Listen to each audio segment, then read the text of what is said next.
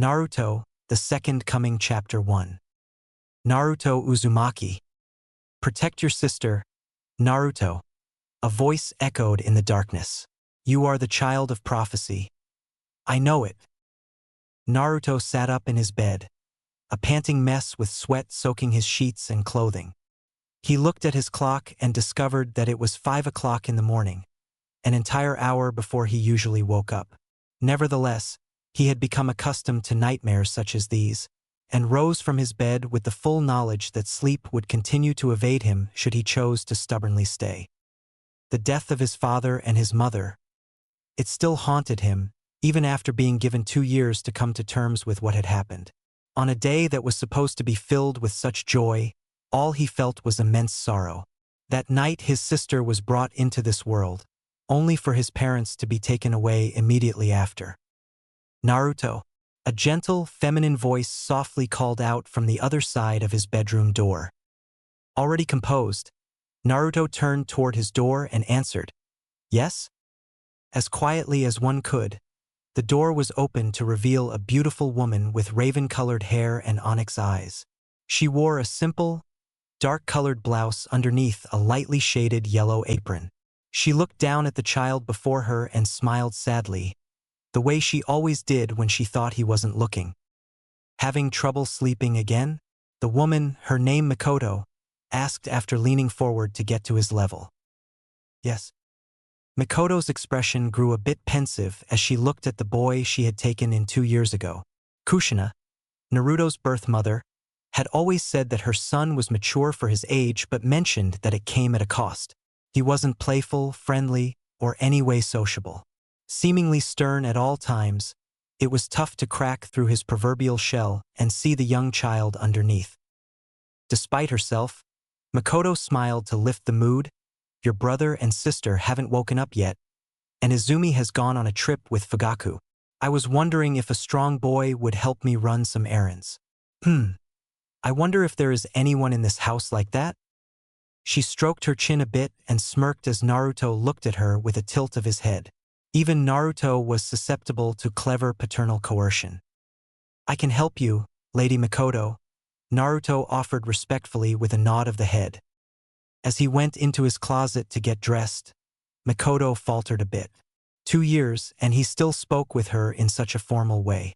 She had never outright told him that he could refer to her as mother, but she'd be lying if she didn't relish such an idea. An eldest son. It was something she had always dreamed of having ever since Sasuke was born. Izumi was a great elder sister to Sasuke, but Makoto wanted there to be a brotherly figure for her youngest to learn from and admire. I am ready, Naruto announced quietly after walking back into view. Makoto smiled when she saw him, internally gushing over how much of a cutie wuta he was. He was dressed in the clothes she had purchased for him, making him look like an actual member of the clan. A short-sleeved t-shirt with a high collar and a pair of short with shinobi sandals. Only his blonde hair made him stand out from other Uchiha children. Look at my handsome little man. She smiled with her hands on her hips. How did you get so handsome? Naruto blinked and shrugged his shoulders. My mother said that I got my looks from my father. Makoto hummed. Well, she was certainly correct. As you get older, I'll have to fight the girls off of you with a stick, she said before chuckling to herself. Soon after, the duo walked through the kitchen to the exit, with Makoto making sure to grab her handbag on the way. Naruto honestly had no clue where they were going. But it didn't matter. This woman was his host, and had taken him in when he had nobody else. He owed her more than a few favors. As they walked the streets, many people who were starting their days stopped and bowed at the two, or more specifically, Naruto. All non-shinobi in the village treated him with complete respect, always bowing and using the sama honorific when addressing him. He was the son of the 4th Hokage, after all, the very man who saved the village from destruction. Makoto frowned at the treatment, wishing that everyone would merely treat Naruto like an ordinary boy. This had never been an issue for the 3rd Hokage's son, Asuma Sarutobi, who for the most part wasn't given any special status due to his parentage. No, Naruto was different. He was the son of the village's most celebrated, most revered hero. The two went to various stores and markets, buying several household supplies that they had been running low on.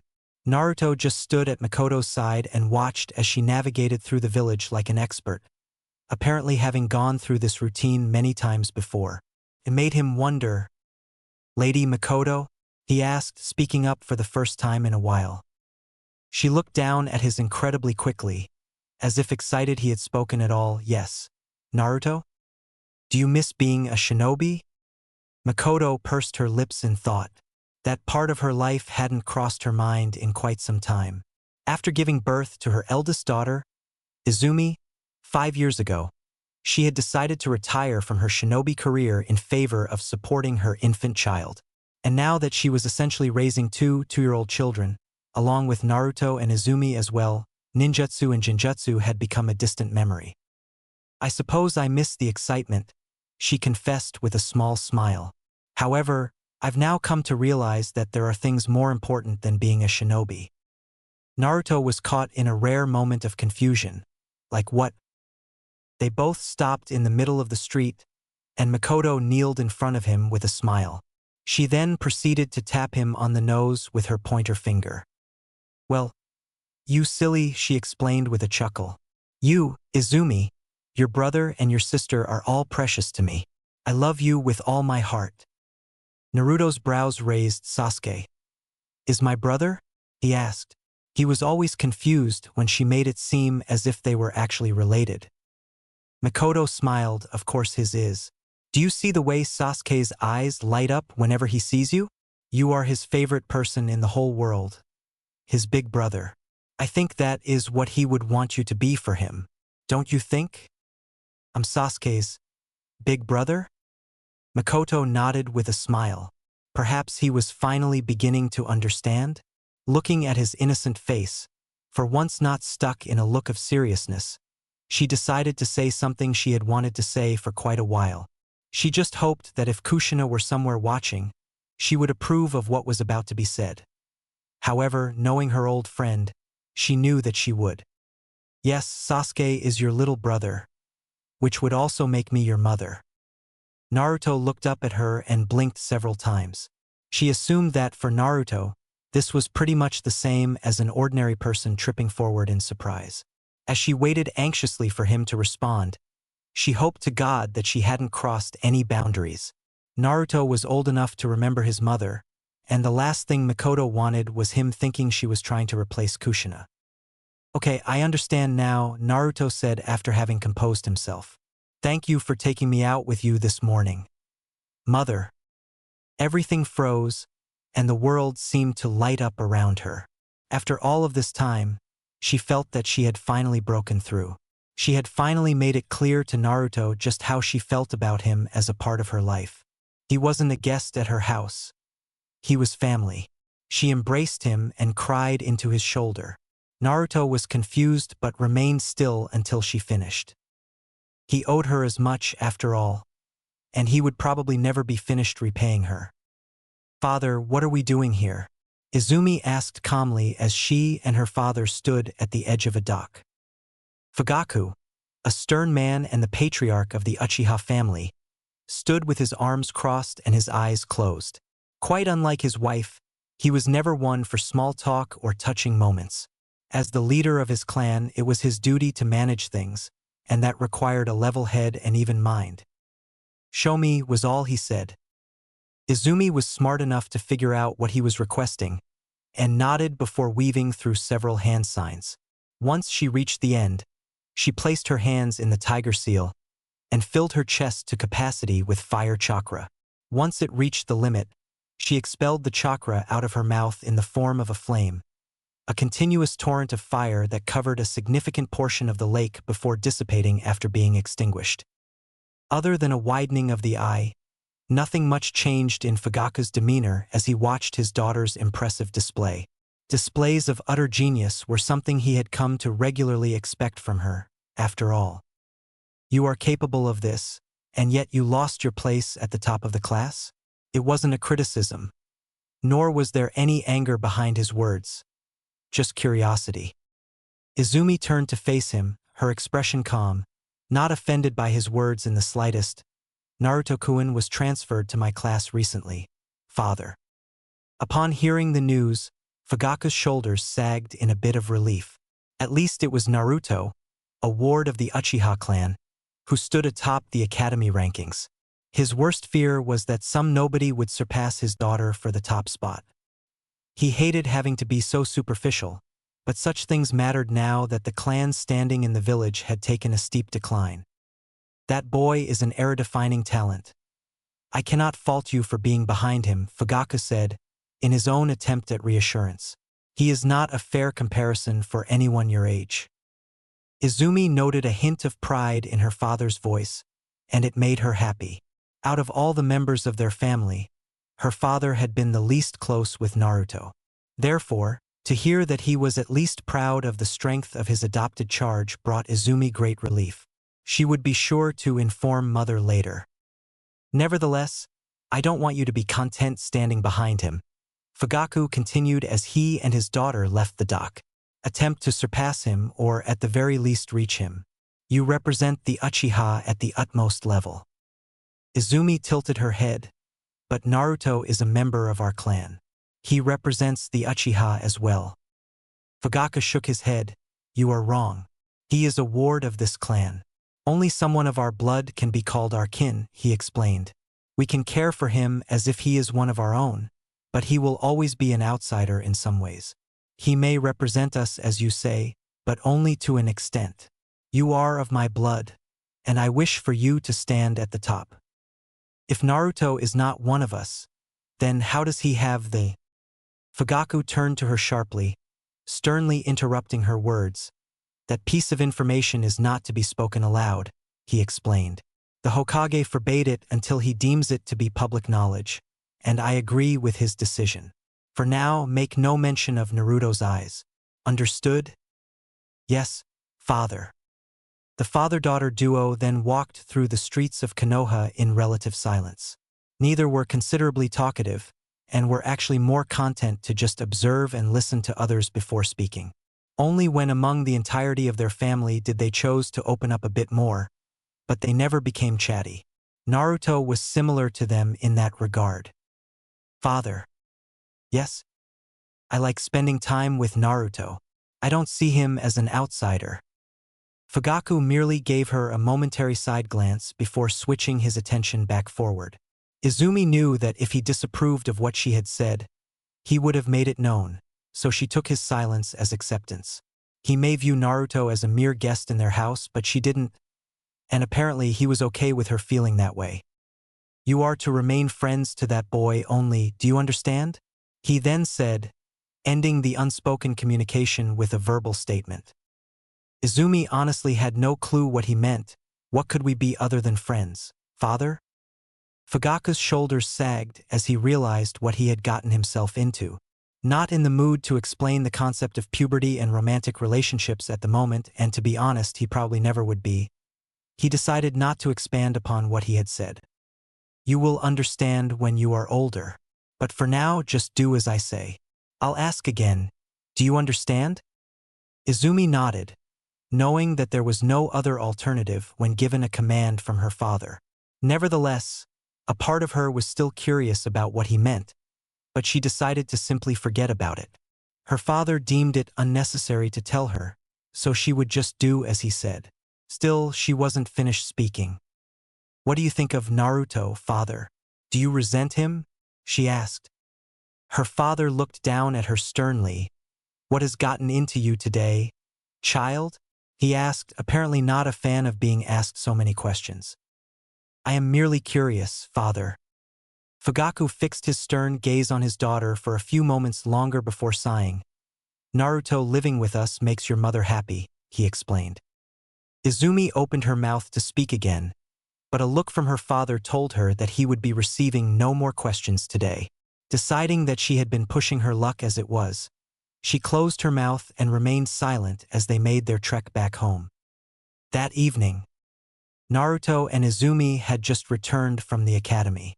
For the most part, they hadn't spoken to each other all day, which wasn't unusual. Naruto was probably even less talkative than her father, and with her being who she was, there wasn't much conversation to be had. Still, she relished this time together with him. He was her best friend, her most precious person. As she reached for the sliding doors of their home, she looked at Naruto with a knowing smile. "Are you ready?" she asked. Naruto simply nodded, and the two entered through the sliding door and into the mudroom, a small room or entryway where footwear and outerwear can be removed before entering a house. As soon as they removed their sandals, they heard the padding of tiny feet on the wooden floors and knew they were about to be bombarded. "Big brother!" Two babyish voices shouted at once, and Naruto sighed as he realized he was the victim of the day. The first little blur slammed into his legs, and he looked down to see Sasuke gazing up at him with a mixture of love and excitement. Then the second one attacked. Somehow his little sister, Mito, became airborne and latched onto his face like an annoying little tick. His little sister then began tugging on his hair as if it were a toy. Izumi merely watched in amusement as Naruto was showered with all the love and affection that was humanly possible. Despite it all, he remained stone-faced, which only made the scene even more hilarious. He was like a statue with two little children climbing all over him. It was amusing, to say the least. "Izumi, get them off." Izumi hummed, "I don't know, Naruto, I don't think that's what they'd want, right?" Mito looked at Izumi with a toothy grin. "Not what we want. Not what we want," she chanted before planting a wet kiss on her elder brother's cheek. Sasuke remained standing on the floor, near Naruto's legs, and looked back toward Izumi. He frowned at her and wrapped his little arms around Naruto's leg possessively. Izumi could only sigh in amusement. Sasuke had always been incredibly possessive of his big brother Naruto. It was actually very odd. Despite Sasuke being Izumi's biological sister, Naruto seemed to be his favorite elder sibling. The opposite was true as well, with Mito favoring Izumi a bit more. Izumi herself couldn't complain though, as she knew that the two children were merely attached to sibling figures that were the same gender as them. Mito then looked toward Izumi and leaped from Naruto's face toward her. She was caught deftly in her elder sister's arms, and she buried her little face in his sister's chest. Naruto seemed to be relieved to have been removed of the little pest, but was forced to look down when he felt a tugging on his pants.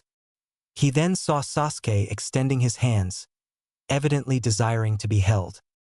Naruto sighed before reaching down and taking the little boy in his arms. Sasuke smiled up at him lovingly, and Naruto remembered what Mikoto had told him earlier in the day. Sasuke indeed considered him to be his elder brother? Sasuke then looked toward Izumi and Mito and scowled. "Girls are annoying, big brother," he said in a pouty voice.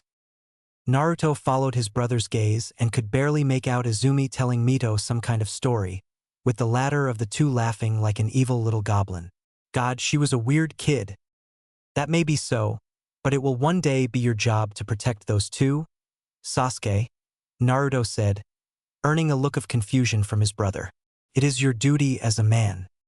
"Duty?" Naruto frowned, realizing Sasuke wasn't at the point at which he could understand such things. This was one of the reasons he didn't like infant children.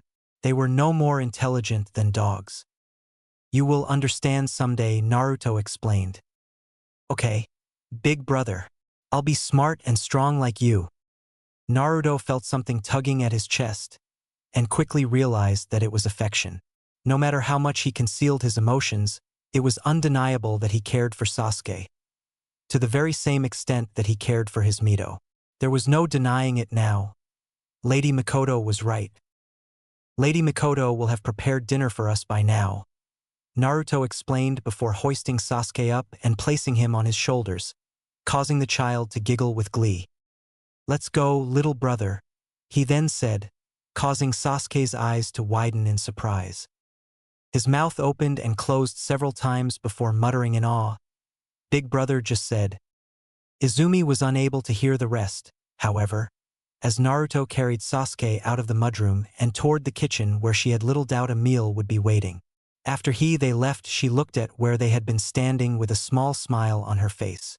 That was the first time Naruto had ever addressed Sasuke as a sibling. It was certainly a moment to remember. "Big sis," Mito said, poking Izumi's cheek with her finger. I'm hungry. Izumi sighed. You're always hungry, Mito, she responded. Feed me. She sighed once more. Mito really was a strange little girl. Mother will feed you. I'll take you to her now. Yay! A night like all others. Naruto stood in his room, alone, as sleep evaded him for yet another evening. The house was quiet, so he knew that everyone was fast asleep. He made sure not to make any movements that would perhaps wake anyone up, and just stared at himself in the mirror. His mother had been right all those years ago when she said he had inherited his looks from his father. The spiky mop of blonde hair, the cerulean eyes, and the angular face made him nearly a copy of the fourth Hokage. Only the strange, whisker-like birthmarks on his cheeks made him appear any different. He then, however, closed his eyes, only to open them once more to see a striking change. No longer were they like his father's baby blues, for they were now blood-red with two tomo surrounding the pupils. They were the Sharingan, the legendary dojutsu of the Uchiha clan. The eyes that reflect the heart, he mumbled to himself. If one were to ask how he awakened such eyes without any Uchiha blood running through his veins, he'd be unable to answer. Not even Lord Fugaku, the very head of the clan, had any idea why he had awakened the precious dojutsu. Nevertheless, he decided to take him in after making the discovery, not wanting the Sharingan to exist outside of the clan's control if he could help it. Kakashi Hatake already possessed one of their eyes, so they did not need another such person. Father, mother, he thought to himself, thinking back on the day they had died. He had been there. He had seen their bloodied bodies struggling so very much to stay alive as they cradled his infant sister. Protect your sister, Naruto, was all his father managed to say before passing. You are the child of prophecy. I know it. To what prophecy was he referring? Naruto had spent quite some time trying to figure it all out, but he was no closer to understanding now than he had been 2 years ago. It had become so evasive that he ended up forgoing his goal to discover the truth. Suddenly, felt a knocking on his door. He quickly deactivated his Sharingan and quietly walked over to see who it was. To his immense surprise, it wasn't Lady Mikoto or Izumi. Lord Fugaku? Get dressed, boy. The man was fully clothed himself, looking as if he were prepared for duty. After giving his charge some time to get dressed, he gestured for Naruto to follow him before walking away. Not one to disobey, Naruto did as told and followed with confusion as he and his legal guardian exited the house into the darkened streets of Konoha. They were empty, minus the occasional person out purchasing items after hours, so they made it to their destination without any real setbacks. To Naruto's surprise, they entered a training ground, one adjacent to a river. The moon reflected off of it to create a beautiful scene. Activate your eyes, boy. It was then that Naruto realized Lord Fugaku's Sharingan was activated, shining a dull red in the darkness of the night. A fully matured Sharingan with 3 tomo. Naruto then focused the chakra to his eyes and opened them to reveal his very own crimson-red Sharingan. Try to kill me. Naruto's eyes widened. Pardon, Lord Fugaku? The man's expression hardened. If you are to possess the eyes of the clan, you will know how to use them in battle, he explained. Now do as I say. If you do not fight with the intent to kill, you will be wasting my time. Almost before he could finish, he was forced to tilt his head to avoid being hit by multiple shuriken. He almost smirked at the boy's poise. Absolutely no hesitation when given the order to fight. Seeing his initial attack did not work, Naruto began weaving through hand signs. Fugaku quickly mimicked the signs using his Sharingan, and they both finished simultaneously, announcing their jutsu with perfect synchronization. Fire style, Fireball Jutsu. 2 massive balls of flames, both equal in size, were expelled from their mouths. The 2 jutsu then collided in an inferno-inducing clash, canceling each other out with equal force. When the flames dissipated, Naruto was out of sight, but Fugaku's trained senses allowed him to step back before his ankles were grabbed by 2 hands that burst out of the ground. Earth style?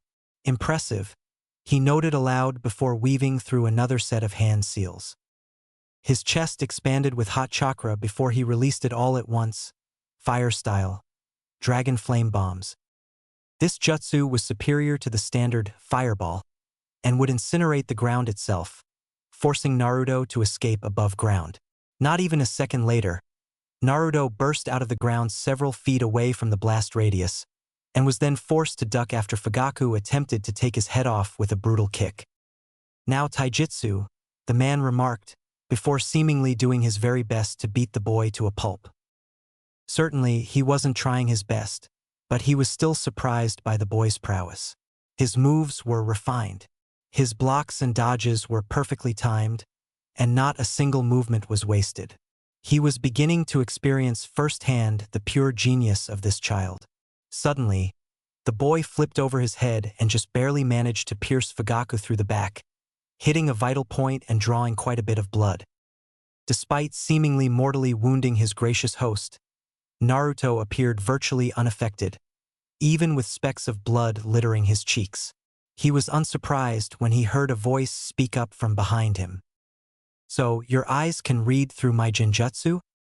Just as it was said, the Fugaku he had just pierced dissipated into the air as if he had never been there in the first place, revealing it to have been an illusion. "Yes, Lord Fugaku," Naruto answered before sheathing his kunai. He wasn't sure if his host had actually wanted him to answer the question, or if it was rhetorical, so he decided to answer anyway.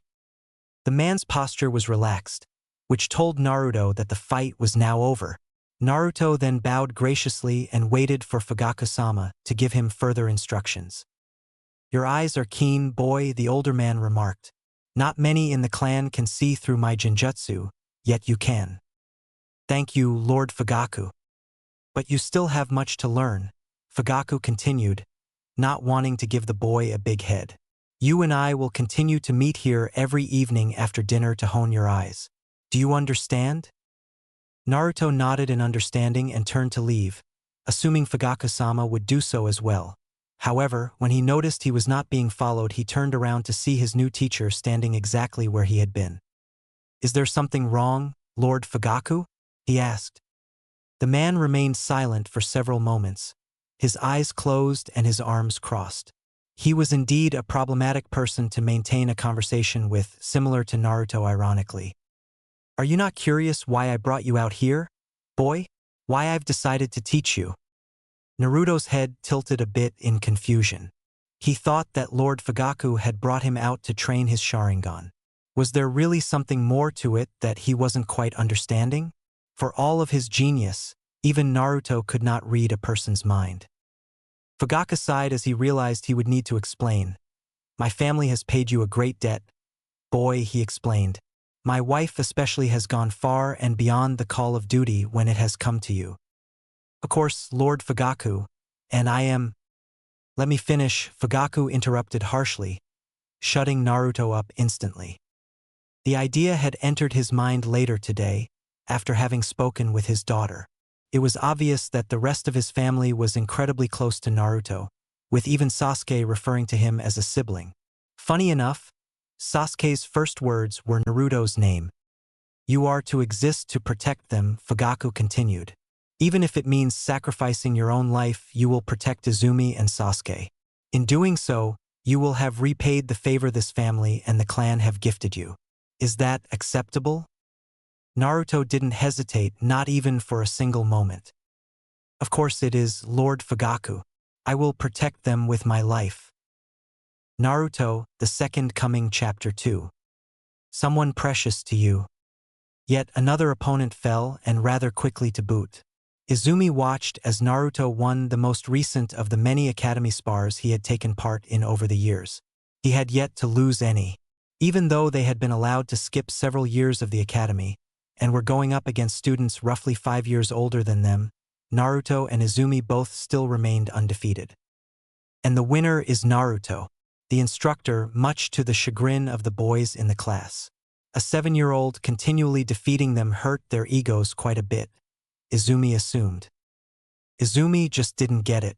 She had long since realized that Naruto was stronger than her, and never felt as if she herself was inadequate.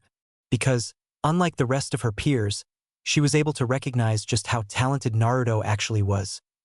People often called her a prodigy, but in her opinion, Naruto was the real prodigy of Konohagakure. Congratulations on yet another victory, Naruto, she said after he returned to her side. Naruto shrugged. It was nothing impressive. You would have trounced him as well. His comments were heard by a couple of boys to their right, a group which included the very student he had just defeated. From what Izumi could remember, the boy's name was Tenma Izumo. He hailed from a relatively obscure clan, but still remained incredibly prideful of his lineage. Predictably, he did not take Naruto's words well. What was that you said, brat? He asked as he and his friends came forward. Naruto himself merely gave the group of bullies a glance and said, My apologies, I didn't mean to offend you. Tenma clenched his teeth in irritation. He hated Naruto and Izumi both, but Naruto especially. Why were they allowed to skip grades? Why would they be allowed to graduate early? And most of all, why was he unable to defeat them despite his best efforts? It wasn't fair in his opinion. You know what? I'm not some nobody. I'm a member of the Izumo clan. We may not be as powerful as the Uchiha, but we're not weak, Tenma growled. I was unaware your clan existed, Tenma. That is interesting. Please tell me about them. Izumi knew that this was Naruto trying to be nice, but on the outside, it honestly did seem as if he was making a subtle jab toward the obscurity of Tenma's clan. Naruto's lack of experience with socializing would sometimes bite him in the butt, leading to awkward conversations and situations.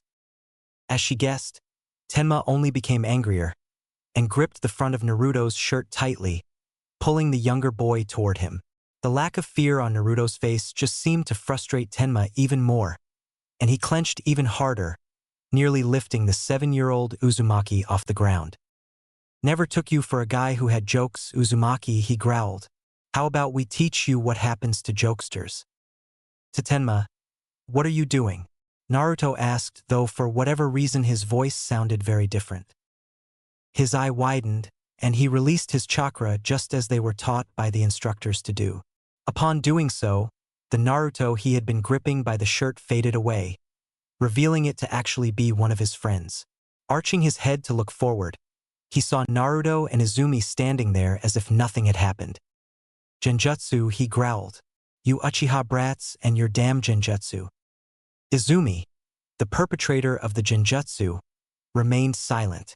Naruto, on the other hand, looked at her with an appraising glance, apparently impressed by her jutsu. Did Lord Fugaku teach you that? He asked. She shook her head. No, I learned it on my own. Tenma became enraged once more, and appeared as if he were about to unleash his fury before the class was interrupted by their instructor. The man waited until he had everyone's undivided attention before he decided to speak. His voice was incredibly deep and practically boomed throughout the entire training area. We have a new student joining our class today. Please treat him with kindness and make him feel welcome. It was then everyone noticed the young boy standing at his side. He was dressed in a formal white kimono with pale skin, shaggy white hair, and attractive facial features. However, what was most notable were his eyes. They were pale with a hint of lavender, making it almost seem as if he were blind. It was the Byakugan, the signature eye of the Hyuga clan. This is Tonari. He had been granted the opportunity to skip up to our class. I'd like for all of you to do your best to help him get caught up to the current curriculum. Remember, as future Konoha shinobi, you must learn to care for and assist your comrades. Do you understand? The instructor. Yes, sensei, everyone said in unison, clearly not enthused at all.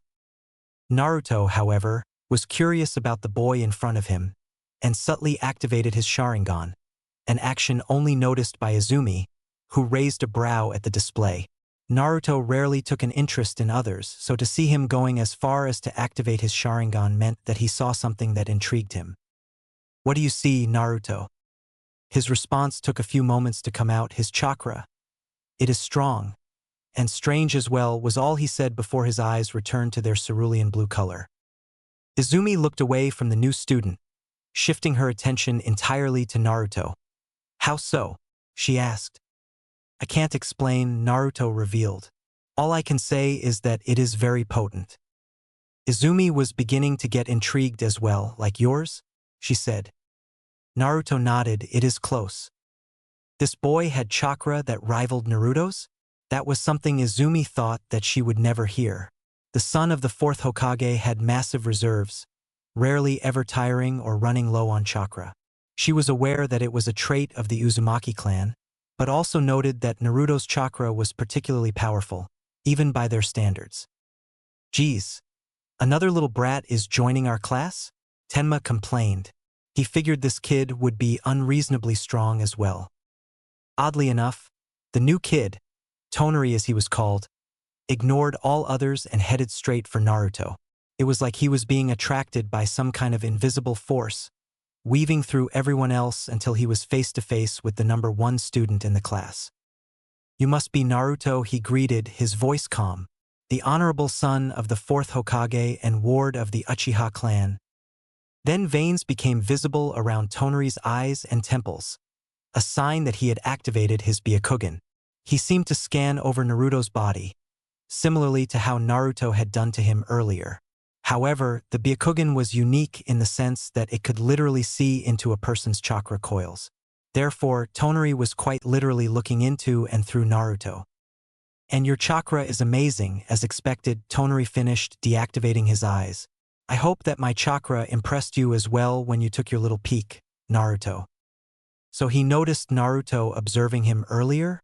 That was admittedly pretty impressive, demonstrating that Tonari was at the very least an incredibly perceptive individual. Izumi, however, assumed that there was far more to this boy than just an intelligent mind. "You are a Hyuga?" Naruto asked, not commenting on Tonari's previous statement. Tonari smiled and shook his head. "I am as much of a Hyuga as you are an Uchiha, Naruto. Quite like yourself, I am simply a guest to the clan." Naruto's eyes narrowed. "You seem to know quite a bit about me." The tension was beginning to get a bit high, mostly due to Naruto's reclusive nature. He didn't like people knowing a lot about him, especially strangers. This Tonari fellow was demonstrating knowledge regarding information that he shouldn't know at all. Tonari's smile remained. "I apologize, you are someone who interests me, so I decided to be thorough when asking about you," he confessed. His answer was good enough to satisfy Naruto's curiosity, so there was no more conversation to be had. Oddly enough, Tonari remained at his side as they watched the remaining academy spars. Izumi absent-mindedly noticed that Tonari was paying absolutely no attention to the matches, choosing to openly stare at Naruto. Then, it was announced that it was his turn to fight, a surprise as it was his first day. Izumi was curious about his style, and watched as he stood across from a much taller boy at the center of the sparring circle. As soon as she saw the look on his face, the small smile and the air of calmness, she knew that he was most definitely going to win. "Begin," the instructor ordered, bringing his hand down to signal the beginning of the match. It happened quickly. The larger boy lunged forward, faster than most in the class would be able to. But Tonari weaved past the punch and delivered a palm strike into his opponent's abdomen, sending him staggering back. The boy clenched his stomach in pain, having apparently suffered internal injuries due to the attack. The match was clearly over. However, Tonari didn't seem to agree, and blurred forward in an impressive showing of speed to give the finishing blow. A second strike which would undoubtedly leave long-lasting damage. The academy instructors panicked, but were unable to move quickly enough to stop it in time. If left unable to defend himself, this boy would be hospitalized. Izumi felt a slight shift in the air next to her and smiled as she realized things would be okay. Right before Tonari could hit his opponent again, a hand quickly gripped his wrist in a vice.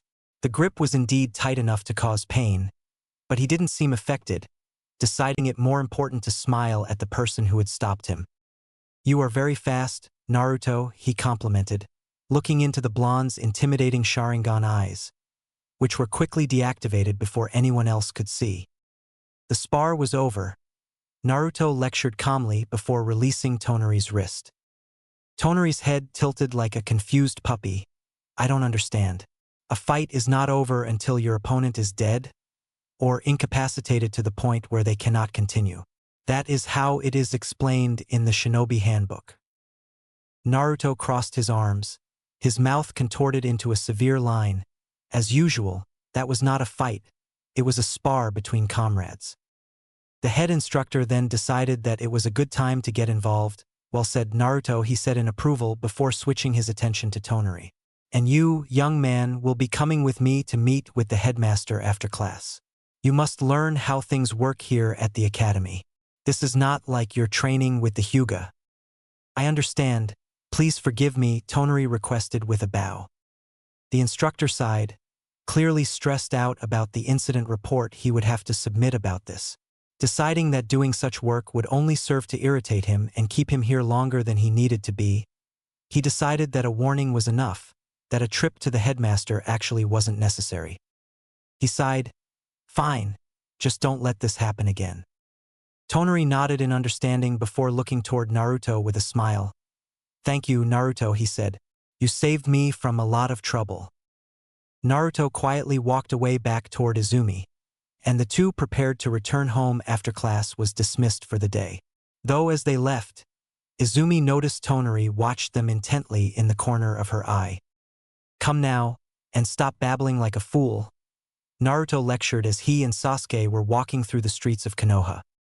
Sasuke was gripping his younger brother's hand with his own tiny appendage, but was having trouble keeping up due to his stubby legs. Eventually, he became frustrated and began pouting and complaining as all children did, much to Naruto's irritation.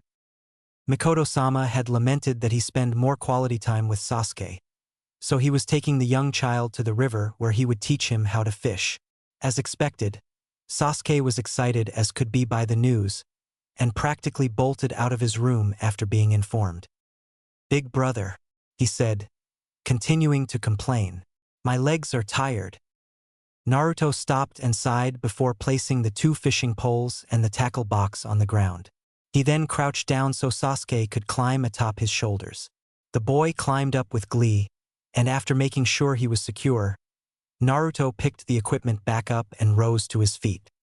Grab my head tightly and don't allow yourself to fall.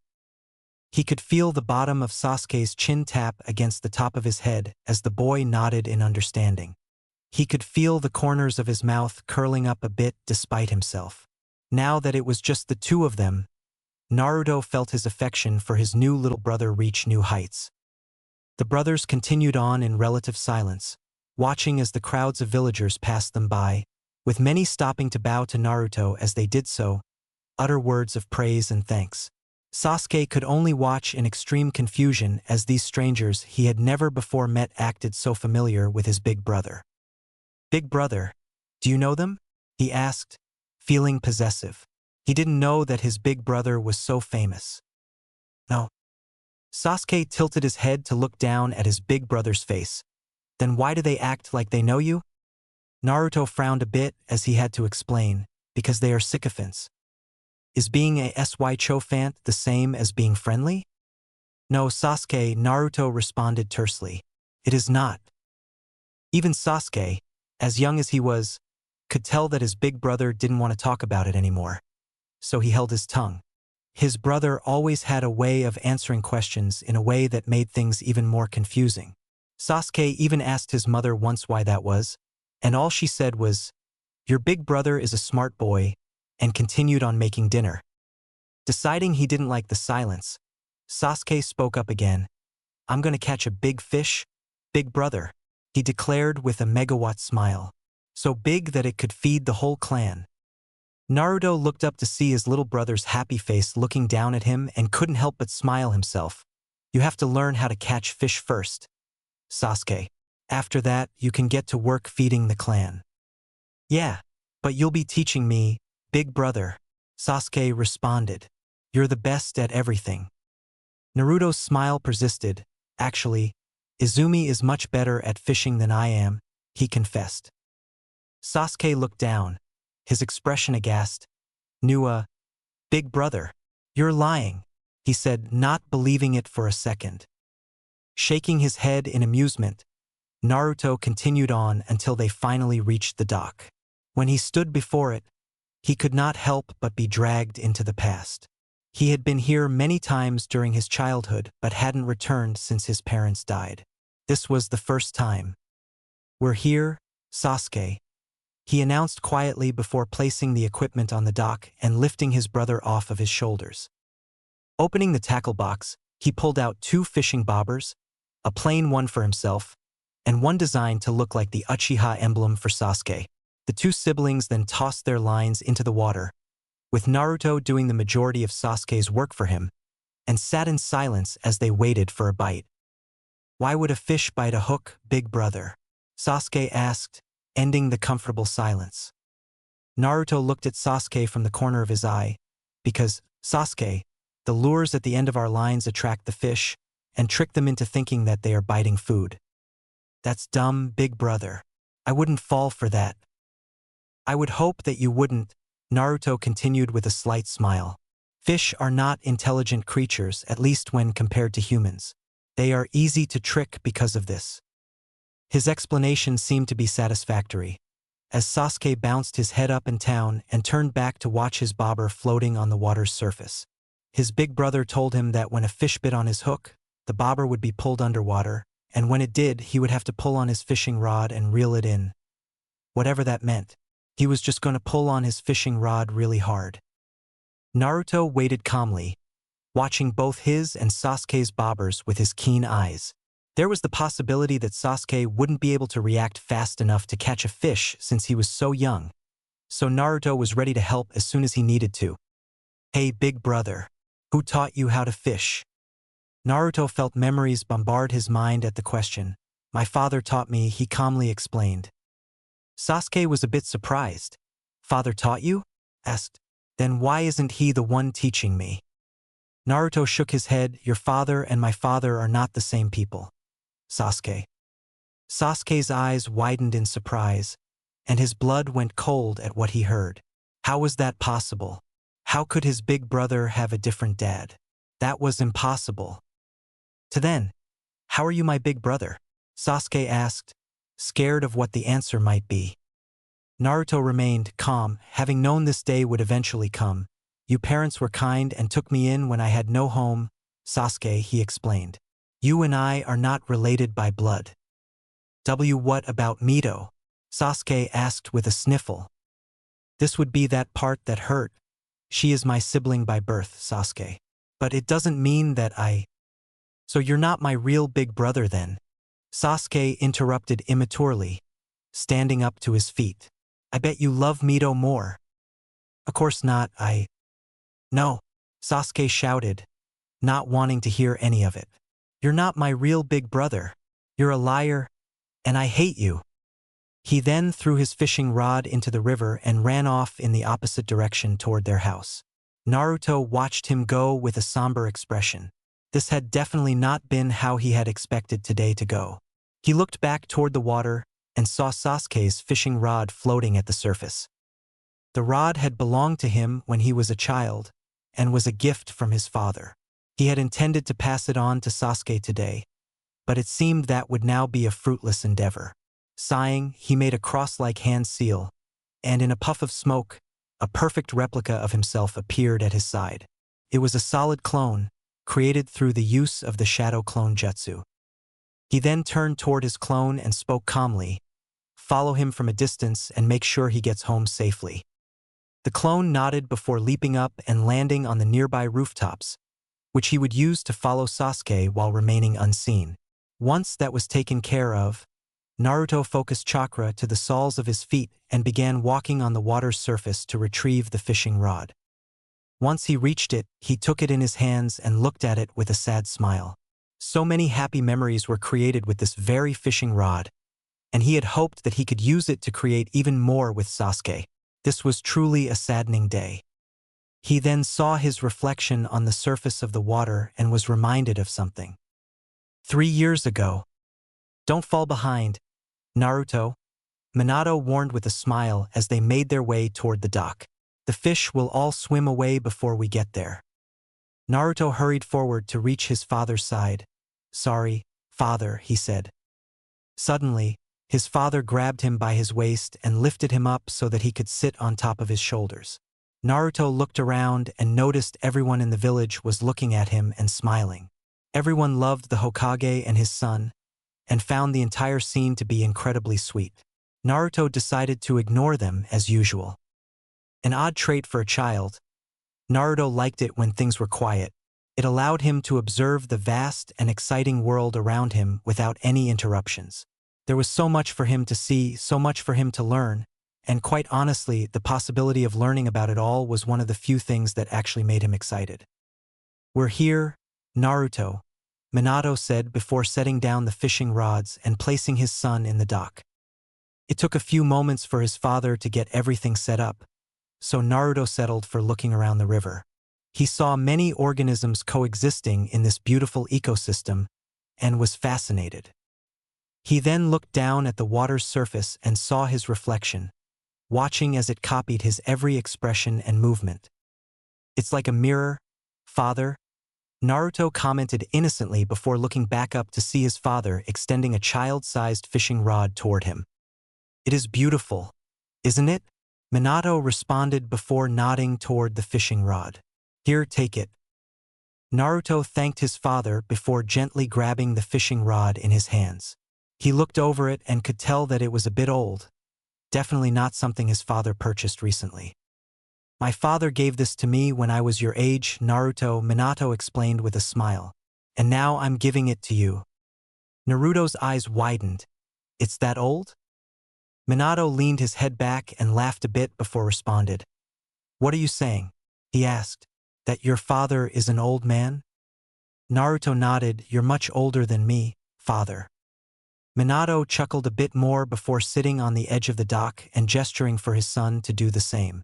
They both then cast their lines and waited patiently to get a bite. "Naruto." "Yes, father?" Minato looked at his boy with a somewhat severe expression. "Someday when you're older, and when that fishing rod is too small for you, I want you to pass it on to someone that is precious to you so they can enjoy it too. Do you understand?" Naruto nodded. "Yes, father. I understand." Satisfied, Minato ruffled his son's hair before looking back at the water. "Alrighty then. Let's catch some fish so your mother can cook us some dinner." Present. Naruto remained standing on the water's surface, content to just stare at the gift his father had given him those years ago.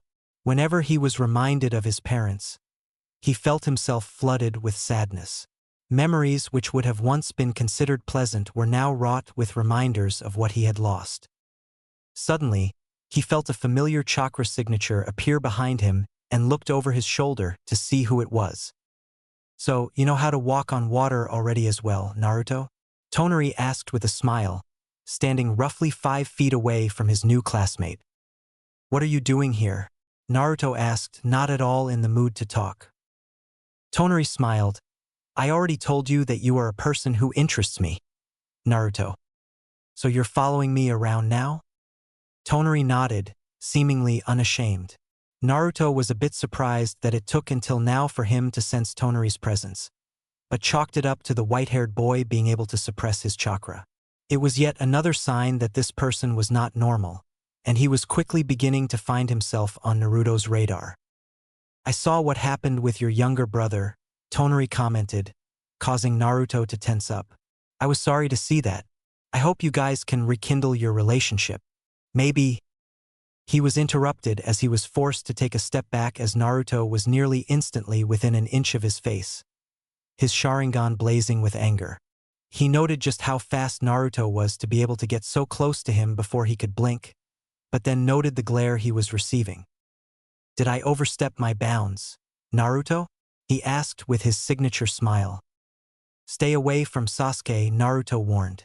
Sharingan eyes that would have intimidated almost anyone else seemed to peer directly into Tonari's soul. Tonari put his hands up in a placating gesture. "I will, Naruto. I assure you. It is only you that interests me. I did not mean to give you the wrong impression. I hope you can forgive me." Naruto stared at Tonari, his expression calm and his eyes blazing with fury. He knew that a part of his anger stemmed from the loss of his bond with Sasuke, but a genuine piece of him was beginning to get sick of this Tonari fellow rather quickly. "Stay away from me as well," he warned. His eyes then narrowed as the boy across from him chuckled. "I cannot do that," Naruto Tonari responded. "Can you not feel the connection between us? It is invisible, yet I can feel it so clearly." Naruto's eyes narrowed. This individual was proving to be more than just a bit odd. No, this was seeming more like a growing obsession. Naruto had no idea what connection he was referring to, but if Tonari didn't back off, they were going to have problems. While he was never a fan of violence or fighting, if someone began following him while he was with his loved ones, he'd defend what was precious to him. "Follow me again, and you will be met with more than just a warning," Naruto said. "Please do not make me need to take action against you." And with that, in a swirl of leaves, he was gone. Tonari merely looked at where he was standing with a smile. So he can use the body flicker jutsu too?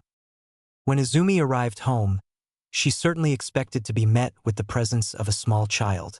Her mother had taken Mito out to run errands, which left Sasuke alone to spend the afternoon with Naruto. She had expected them to have returned by now, considering how much time it had been, but when she came home, Sasuke did not come to greet her as he usually did. "Good, you're here now," a voice suddenly spoke up from the corner. She turned and saw Naruto with his eyes closed and his arms crossed. Though there was something weird about him. He felt like Naruto, yes, but he also seemed incomplete. "Are you a shadow clone?" Izumi asked, receiving a nod in response. "I leave Sasuke to you now," the clone said before dispelling in a cloud of smoke. So Naruto had left a shadow clone to watch over Sasuke in his absence? Naruto usually used shadow clones when he was too busy to do something himself, which meant that he was probably out doing something serious. Maybe he was training with her father again? She walked out of the mudroom and entered the house. She half expected to see her little brother playing in the kitchen or the living room, but was surprised to see that he was no there. Knowing there was only one other place that he could be, she softly walked toward his bedroom, expecting to see him playing with his toys. What she found, however, was a 3-year-old child who looked utterly depressed. The lights in his room were off, and he was laying face first in his pillow, which was muffling the clear sounds of crying. "Sasuke?" she said, speaking softly so as not to startle him. A muffled voice of a child responded, "Go away." Izumi sighed, realizing that she was going to have to console a child. Still, it pained her to see her little brother so upset, so she decided to try her best to help him. "What's wrong, Sasuke?" she asked. "Does this have something to do with your big brother?" Sasuke's face shot up from his pillow, dripping with tears and contorted into a vicious glare. "He's not my big brother," he growled, actually causing Izumi's eyes to widen. "He's a fake, and Mito's a fake." Everything made sense after that. So, Sasuke had finally discovered that Naruto and Mito didn't share any blood relation with their family? A part of her assumed that he knew, since two parents with black hair don't produce blonde and red-haired children. Though to be fair, this was a 3-year-old she was dealing with. "Did Naruto tell you?" she asked. Sasuke stuffed his face back into his pillow and nodded. Why Naruto chose today of all days to reveal the truth, she would never know. But knowing him, it was something that he couldn't avoid. Either way, Sasuke had to learn sooner or later, so she supposed it was now or never. She placed her hands on his shoulder until he finally looked toward her. "Naruto and Mito are the children of the 4th Hokage," she explained, causing Sasuke's eyes to widen. "On the day Mito was born, their parents died, and he had nowhere else to live. Our mother was friends with their mother, so she took them into our family." "So it's true?" Sasuke mumbled to himself before crying once more. It was clear that a part of his was hoping it was a lie or a joke. Izumi decided that it was time to bandage this emotional wound. Her mother would certainly be the person most suited for this task. No doubt. But she wasn't here, so Izumi figured Sasuke would need to settle for her instead. She thought long and hard before finally speaking. "Naruto loves you, Sasuke," she explained softly. "And no matter what you say now, I know that you love him. You two are not related by blood. That is true. However, your bond is even greater than that. Siblings usually don't get to choose one another, but you two were granted that opportunity. That makes your love more special. Sasuke sniffled again. Are really? Izumi nodded, really, and you know something, Sasuke? I think Naruto would be very happy if his little brother gave him a big hug when he came home. Do you think he'd like that? Her brother chuckled and wiped his eyes. Yeah, I bet he thinks about my hugs all day long. He tries to act all cool, but I know he likes them. His quick shift in emotion made her smile. Children were so complicated, yet at the same time so simple. Well, there you go, Izumi said before standing up. Now, let's get you cleaned up before everyone returns home. They prepared to go to the bathroom, but were interrupted by the sound of the sliding doors of the mudroom opening. Sasuke looked up toward his big sister as if asking her permission, and she nodded. Immediately after, Sasuke darted into the mudroom to see Naruto removing his sandals, his expression the same as always. Big brother, he shouted, surprising Naruto before running forward and hugging his legs. I'm sorry that I threw your fishing rod. Big brother, Sasuke said, burying his face into Naruto's leg out of shame. And I'm sorry I was mean to you. Initially, he received no response but then felt a familiar hand place itself atop his head before ruffling his hair. Sasuke looked up to see his big brother looking down at him with a smile. His eyes then widened in surprise when he was handed the same fishing rod from earlier. My father gave this to me when I was your age, Sasuke, Naruto explained, unknowingly mimicking his father's very words to him from years ago. And now I'm giving it to you. To me? Sasuke asked with wide eyes. Naruto nodded before he remembered what his father told him. Just promise me something. Sasuke. Sasuke's head bobbed up and down, eager to please, of course, big brother. Anything. One day, when you grow too big for this, I want you to give it to someone that is precious to you. Do you understand? Sasuke? Like who? Naruto smiled once more, for what felt like the 100th time today. That's for you to decide, he said before standing up and ruffling Sasuke's hair once more. Now come with me to the kitchen. You haven't eaten your lunch yet today. Sasuke's stomach growled, and he giggled before nodding and following his big brother to the kitchen. Okay, big brother. Izumi watched the whole thing with a smile. Naruto, The Second Coming Chapter 3. Red hot-blooded habanero. Naruto leaped back, just in time to dodge a barrage of shuriken that would have left him dead or hospitalized. He landed at the center of a small clearing, his Sharingan active and alert so he could keep track of his opponents. He waited patiently, wondering when they would make their next move. His eyes widened slightly when a massive mallet, made entirely of red, glowing, malleable chakra appeared above him, and quickly slammed down with incredible speed and force. The impact of the attack created tremors throughout the nearby landscape and left much of the ground crushed and demolished, sending dirt and rock flying into the air. The chakra hammer then faded and revealed an empty crater containing only a single, destroyed log. For a moment, nothing happened. Then, two figures jumped from the trees and landed deftly at the center of the crater. One was a young Inuzuka girl, not much older than Naruto, if at all, with brown hair, red fang tattoos in her cheeks, and slightly larger than average canine teeth. She sniffed the air a few times before looking toward her partner, who just so happened to be a familiar face. He's gone. I can't smell him anywhere. Tonari smiled. Naruto is using genjutsu to fool our senses, he explained. Do not worry though, Hana. My Byakugan can break through the illusion and find where he is hiding. After focusing chakra into his eyes, his dojutsu activated and he was able to see with X-ray vision, a 360-degree vision that could expand for miles. Nothing escaped his gaze, which was why it came as no surprise when he saw their opponent hiding away in the distance. He is a mile away to the north, Tonari stated, earning a nod from Hana. They jumped forward, weaving through the surrounding woods with ease. Raised in the land of fire, they were both as comfortable in the trees as they were on the ground, so travel through thick forests more like second nature than anything else. As they got closer to Naruto's location though, Tonari noticed something approaching them at breakneck speeds. "Hana, go to the right," he advised before dodging to the left. It was a good thing that they did too, because immediately after, a massive fireball flew by them and would have hit them dead on had they not reacted on time.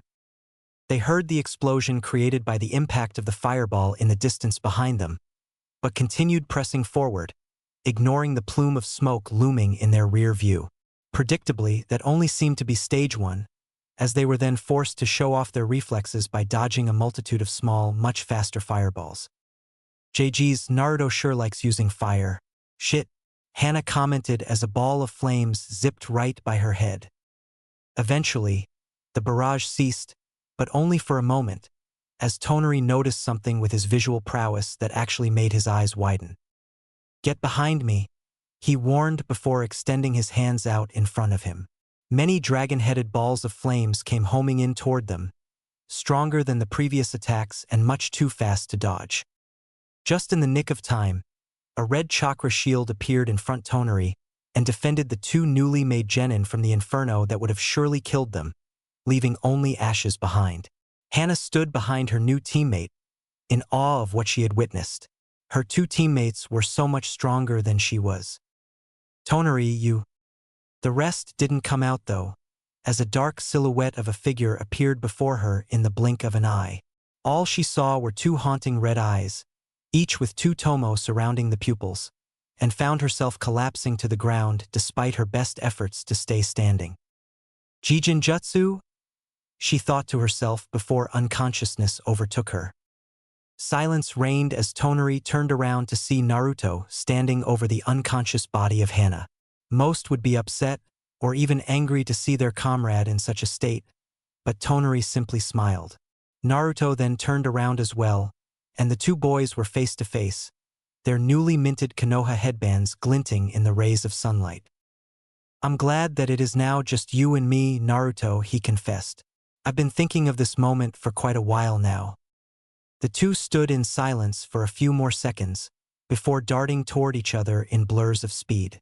Punches, kicks, palm strikes, anything you could think of were thrown, each for the sole purpose of ending the fight then and there. Tonari's fighting style, the gentle fist, could finish the bout with even a single touch, so Naruto decided that taijutsu would be an unnecessary risk. "Enough," he said, jumping back, his hands blurring through seals faster than the naked eye could track. Earth style, Earth Dragon Bomb. Immediately after, a muddy dragon head appeared from the ground, propelling dense chunks of large rock toward Tonari. Before they could reach through, Naruto expelled a torrent of flames from his mouth, engulfing his Earth-style attack and making it stronger. It was rare for someone to be skilled enough to combine two nature elements together for an attack, but Tonari was here seeing it now. He smiled, realizing that Naruto was just as special as his instincts had told him he was. At that moment, Tonari decided to demonstrate his talent for ninjutsu as well. Hiding in the surface jutsu, he muttered before sinking and melding into the ground, and just in time as the balls of flaming earth flew right overhead. Naruto's Sharingan eyes narrowed as he watched Tonari disappear into the ground with no trace. Unlike his opponent, his eyes were not capable of seeing through surfaces, so he could only wait patiently before he would undoubtedly be attacked. It was so quiet now. He could hear the sounds of crickets in the distance, and the occasional animal rummaging throughout the brush. The wait dragged on far longer than he had predicted it would have, and he was beginning to wonder if Tonari actually used the jutsu to flee the fight. "I'm here, Naruto," a voice behind him said. He turned around to see Tonari standing behind him with a smile. "And here as well," a second voice said to Naruto's right, where another Tonari was standing. Dozens of more clones rose up from the ground, surrounding Naruto. His crimson eyes darted over all of them, trying to see if the real Tonari was among them, or still hiding within the ground. It didn't take long to realize that they were all clones, and as soon as he did, they struck. He backed out of the way of a palm strike that nearly hit the side of his head, and then swiveled around to grab the arm of a clone who attempted to attack him from behind. He then slammed the clone that he was holding into another one before delivering a kick to the chest of a clone that attempted to grab him from behind, and watched as it collapsed into mud. Earth-style clones. One hit is all it takes, he observed before being forced to react again to various other attacks. Four attacked at once, leaping high into the air and toward their target. Naruto reacted quickly, and countered by unleashing a barrage of shuriken with pinpoint accuracy, piercing each of the clones in vital areas. After doing so, he checked throughout the area and noted that there were still many clones remaining. This time, they all charged in together.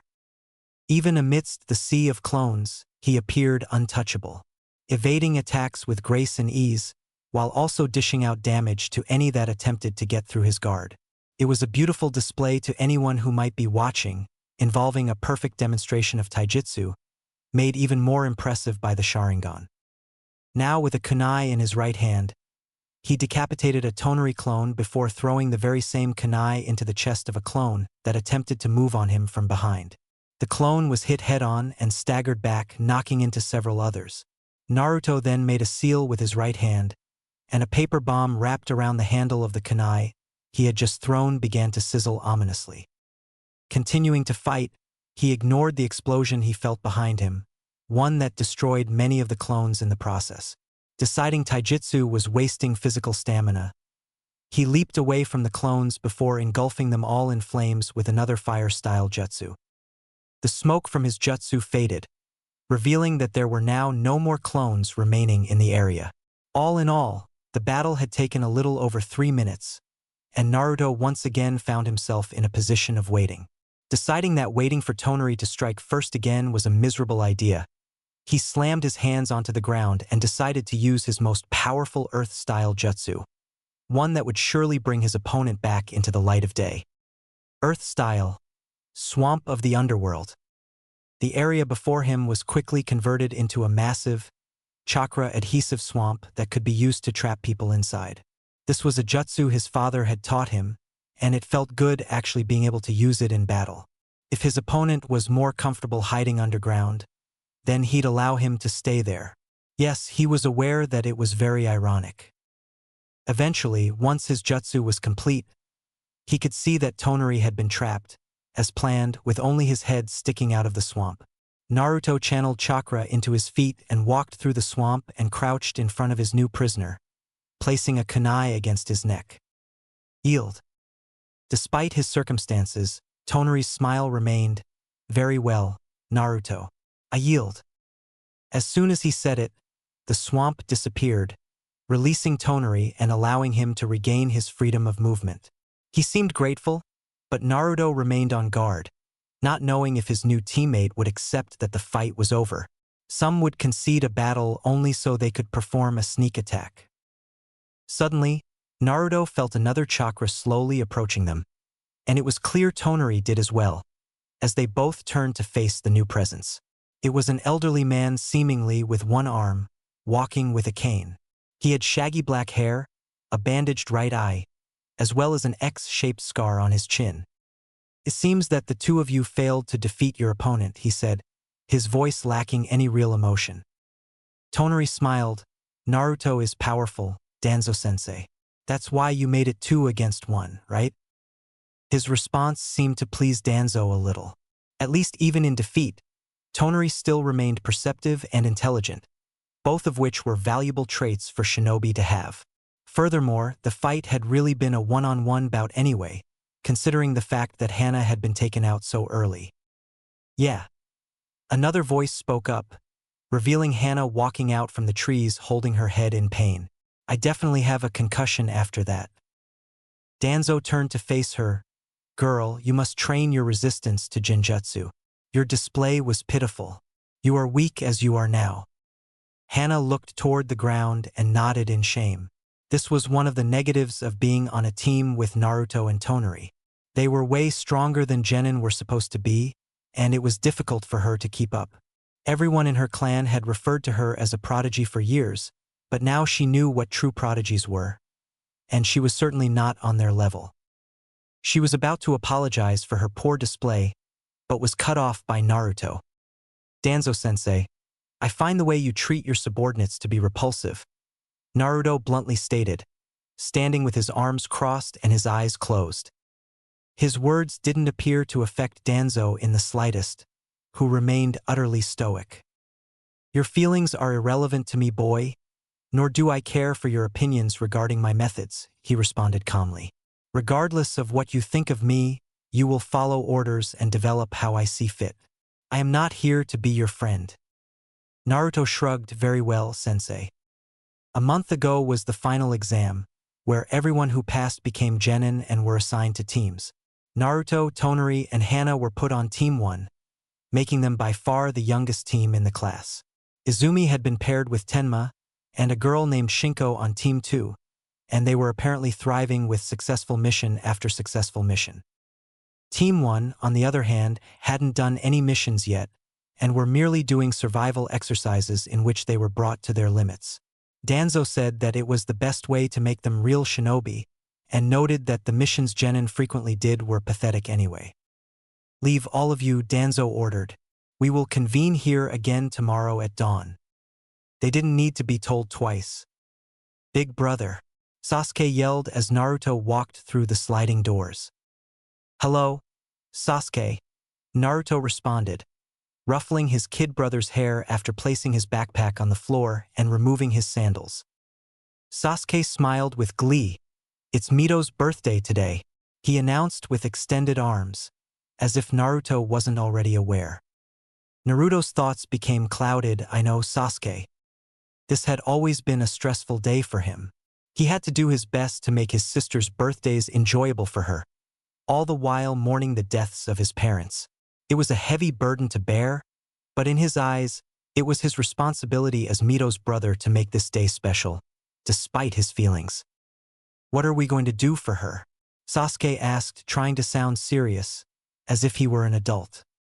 Naruto chuckled. She'll have her party this evening, where you will both enjoy all manner of tasty treats. No doubt, he explained, making his brother's mouth water. I'll be quick this time, so Mito can't eat all of the food herself, Sasuke declared, as if it were a self-imposed mission. Naruto deadpanned momentarily. His sister was like a little black hole when it came to food.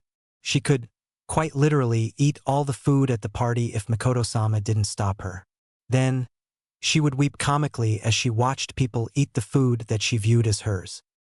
Be careful, little brother, Naruto warned with mock seriousness.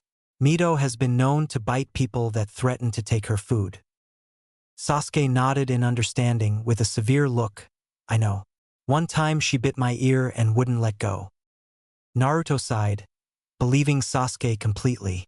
Another presence then made themselves known, when Mikoto-sama peeked in the mudroom with a smile. Ah, Naruto, you've returned from your team training, she said with a smile, glad her son had returned. Naruto nodded, yes. I hope you had a good day, mother. She smiled. No matter how many times she heard it, the feeling of elation at hearing Naruto call her mother still remained. He still called her Mikoto-sama while in public or when Fugaku was around, but still, the very fact that he called her mother at all meant a lot. I did, thank you, she responded. It was busy, but fun. Your sister's party is all set up and ready to go. A few hours later, the rest of the evening leading up to the party went pretty smoothly, and the guests soon began funneling into the Uchiha compound. The party mostly consisted of other clan children, including those from the Hyuga, the Nara, the Yamanaka, the Akimichi, the Aburame, and the Inuzuka. Naruto stood at the side as he watched his sister playing tag with her friends, feeling a bit out of place in this environment. He found it a bit depressing that he was more comfortable in battle with a kunai in his hand than he was at his own sister's birthday. When he noticed Izumi approaching, he did his best to hide his discomfort. Mito seems to be enjoying herself, Izumi remarked after reaching his side. Naruto nodded, yes, he said in agreement. All that matters today is that she is happy. Izumi looked at him in her peripheral vision and watched as he stared at his sister, who was enjoying herself as much as a child could on their birthday. She found his love for his little sister to be incredibly beautiful, as cute as anything could be. Nevertheless, She could not ignore his demeanor. "What about you, Naruto? Are you happy?" She earned a sharp look in response, but refused to waver under his gaze. She was smart enough to know when Naruto was sad or upset, no matter how adept he was at concealing his emotions from view. And based on what she had seen after minutes watching him, he was secretly miserable, and she had a good idea why. "This day must be tough for you," she continued. "Just know, if you ever need to talk about it, I'm here." "Noted" was all he said in response, effectively ending the conversation before it could really even begin. It was always tricky to get Naruto to talk about his feelings, and October 10th was always when it was the most difficult. Every year, he'd spend his day with Mito, and then, in the evening, he'd disappear and not return until the following morning, acting as if nothing had happened. After a while, people eventually stopped asking where he had been. After a while, it came time for the party games, and Izumi watched in amusement as Mito did her best to pin the tail on the donkey. Izumi, and basically everyone else, found it incredibly hilarious when the girl tried to pin the tail on Fugaku, much to his irritation. Then came the feast, which was the only word that could be used to describe the sheer amount of food her mother had amassed for Mito's party.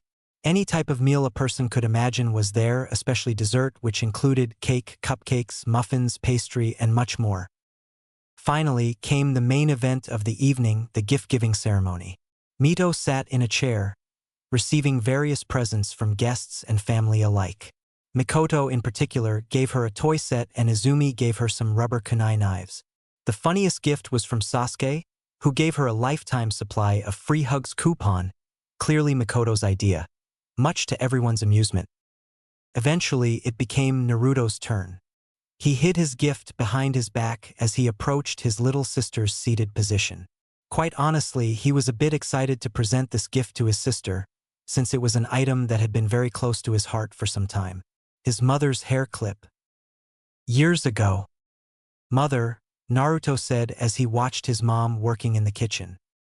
She looked over her shoulder and smiled, all the while still cutting vegetables without even looking. "Yes. Naruto? Why does father sometimes call you the red, hot-blooded habanero?" he asked with a tilt of the head. Kushina smiled as she recalled the memories of her childhood, and Naruto wished that he could visualize what she was thinking. His mother was a lovely woman, who doted on him since the day he was born, though at the same time she could be a strict disciplinarian, unlike his father who didn't have the stomach to yell at him.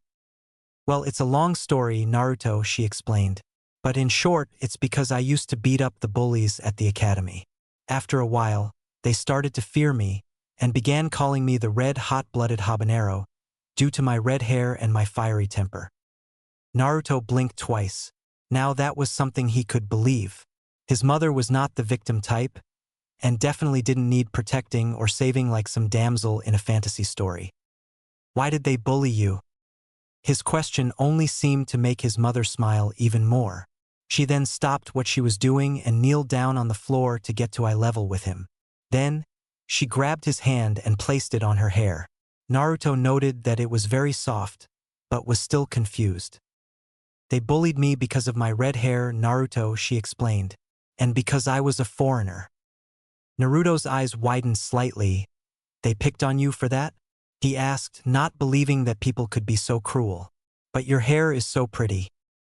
His mother smiled at his words, and he found it to be the most beautiful expression he had ever seen. "Present. What did you get me, big bro?" "Ha ha!" Mito shouted in excitement, looking so much like their mother that it made Naruto's heart skip and wrench all at once. Her hair. It was identical to their mother's in absolutely every way. Just as Naruto had inherited his looks from his father, so had Mito from their mother. Looking at her, he felt he was looking at childhood photos of his parents. Watching her practically bouncing in excitement reminded him of how his mother would get during her own birthdays. Naruto kneeled down in front of her and presented the hair clip. "Here, for your hair," he explained before placing it in her tiny opened hands. She didn't react immediately, but when she did, it was clear that she was disappointed. Everyone else had given her toys, sweets, etc. standard gifts that children liked. But her brother, one of her favorite people, gave her a hair clip? She had plenty of those already. Makoto interjected with a stern voice. What do you say to your brother? The birthday girl sighed. Her shoulders now sagged. Thank you, big bro, she mumbled dejectedly. Naruto hid his inner turmoil well, masking it with a small smile. He had been dreaming of the day when he'd be able to pass on his mother's hair clipped to his sister for quite some time now, and certainly hadn't imagined it going this way. Now he felt horrible. Can we all play now, Mommy? Mito asked, wanting to move on and play with her friends. Makoto looked at Naruto with concern before turning to her daughter and giving a nod of approval. Not needing to be told twice, Mito ran off, followed by her friends who all began playing tag and Red Rover. Soon, everyone else spread out around the yard as well, with only Naruto having not moved from where he was standing. His eyes locked onto something that was lying on the grass. Izumi looked at him, a bit confused, and walked toward him to see what was the matter. When she saw what he was looking at, it made complete sense. Before going off to spend time with her friends, Mito had dropped the hair clip onto the grass without any worry. Naruto. He stared at the hair clip with an expressionless face. He remembered the day when the hair clip had come into his position, when he retrieved it from his mother's corpse on the night of the Kyuubi attack. When he found his parents, bloodied and bleeding to death from gaping stab wounds in their stomachs, cradling his sister as if she was the most precious thing in the world. He supposed he instinctively took it off of her, as a way to keep her memory close to him. Without a second glance or any words, he stepped over the hair clip and left the party. Izumi, who could not bring herself to chase him, leaned forward and gently picked the hair clip out of the grass. Looking over her shoulder, she saw Mito resting on the grass after having run her little heart out. She approached the birthday girl, crouched in front of her, and before Mito could react, she felt a hair clip being placed in her hair, in the exact same style Kushina had worn it in the past. Having not expected it, Mito looked at Izumi in confusion. What did you do that for, big sis? Izumi merely smiled. It looks good on you. You should wear it from now on. Mito pouted, but it's just a hair clip. I already have lots of those. Her crimson hair was then ruffled affectionately by her elder sister. It would make your big brother really happy if you wore this. In the past, someone very precious to him used to wear it. The birthday girl's eyes widened. Is it really that special? She asked. It is, Izumi responded. One day you'll learn just how special it is. But for now, just know that it's something your brother has cherished since the day you were born. He's dreamt of giving it to you for a while. Mito lightly placed her hand on the accessory now holding her hair in place, realizing that its value was more than met the eye.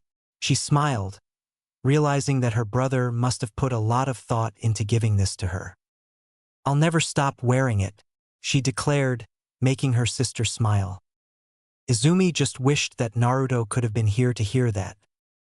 It was now much later in the evening, and Naruto found himself at the place he snuck into every October 10th. The graveyard was completely empty now, with all those who had been mourning the deaths of the Kyuubi attack having long since left. Kneeling before two graves, in particular, Naruto's face belayed nothing of what he was feeling inside. One of the tombstones, the one of the left, was decorated with many ceremonial offerings. It was his father's gravestone, and people often made offerings to it out of respect, in remembrance of him saving the village. Right next to it was his mother's gravestone, which was bare of any gifts or decorations. Despite doing as much to protect the village as her husband did, her role in subduing the Kyuubi was not public knowledge. Father, I have been doing what you asked of me, Naruto muttered, his quiet words feeling loud in empty expanse around him. I've protected Mito and will continue to do so for the remainder of my days. I just wish you could be here to see her. She is so much like Mother. After saying those words, he turned to his mother's stone and continued. And Mother, I've done as you told me as well. I've been eating well, I've been trying to get plenty of sleep, and I've followed the 3 shinobi prohibitions. I've trained as hard as possible, always with you in mind. I haven't made many friends, but I suppose Azumi would count as one. And finally, I've tried to be happy like you asked. But it's hard." Naruto's expression remained blank, but there were now tears streaming down his cheeks. His yearly vigil at his parents' grave had always been a trying experience for him, as it was the one time a year he allowed his sorrow to spill out. He then leaned forward, practically slamming his forehead into the dirt. His shoulders began to tremble as he was now racked with sobs, unable to keep his composure any longer. "Mother, father," he muttered through tears and clenched teeth. "I'm not like you. I'm so weak." A light rain then began to descend from the sky before turning into a downpour. The water dripped and flowed over his bowing form, and the ground became muddy, dirtying his hair and clothes. Nevertheless, like always, he ignored the discomfort and continued on, refusing to move even an inch until morning. At least the rain did a good job of masking his tears. Naruto, the Second Coming, Chapter 4. A shadow looming. The silence was beginning to make him nervous. Despite all his experience and poise, this was no ordinary mission. The moon seemed to be his only ally as he leaped across the rooftops, doing his very best to remain undetected. Despite his anxiety, his movements were perfectly timed, and his black cloak kept him completely undetectable. Hidden inside of his cloak was a burlap sack, one he would stuff his target into before fleeing out of the village. The barrier surrounding the entire village would likely make doing so very difficult. But it was late, and if he were quick enough he would find a way to escape. He was elite, after all, and these kinds of missions were his specialty. Eventually he reached it, the compound. It was almost entirely segregated from the rest of the village, and was under constant guard by the military police force. Waiting for the coast to become clear, he scaled the walk, silent as a grave, and scanned the area once more before making it toward his destination. Thankfully, as one would expect, the streets were completely empty, but nevertheless, he stayed on the rooftops, occasionally pulling on his hood to keep it covering his face. Under his cloak, he was clenching the burlap sack hard enough for his knuckles to turn white. He would be arriving very soon. For a brief moment, he halted in place and looked toward the moon. Doing so always calmed his nerves during assignments such as these. He closed his eyes and took a deep breath, calming his nerves. One of his comrades had attempted a very similar mission in this very village not even 5 months ago, and was killed despite being one of the elite jonin of their village. "It will be different this time," he thought to himself with determination. "His presence here was overt. Nobody knows that I am here. Everything will be fine." His thoughts were mostly to convince himself, and to an extent they served their desired effect.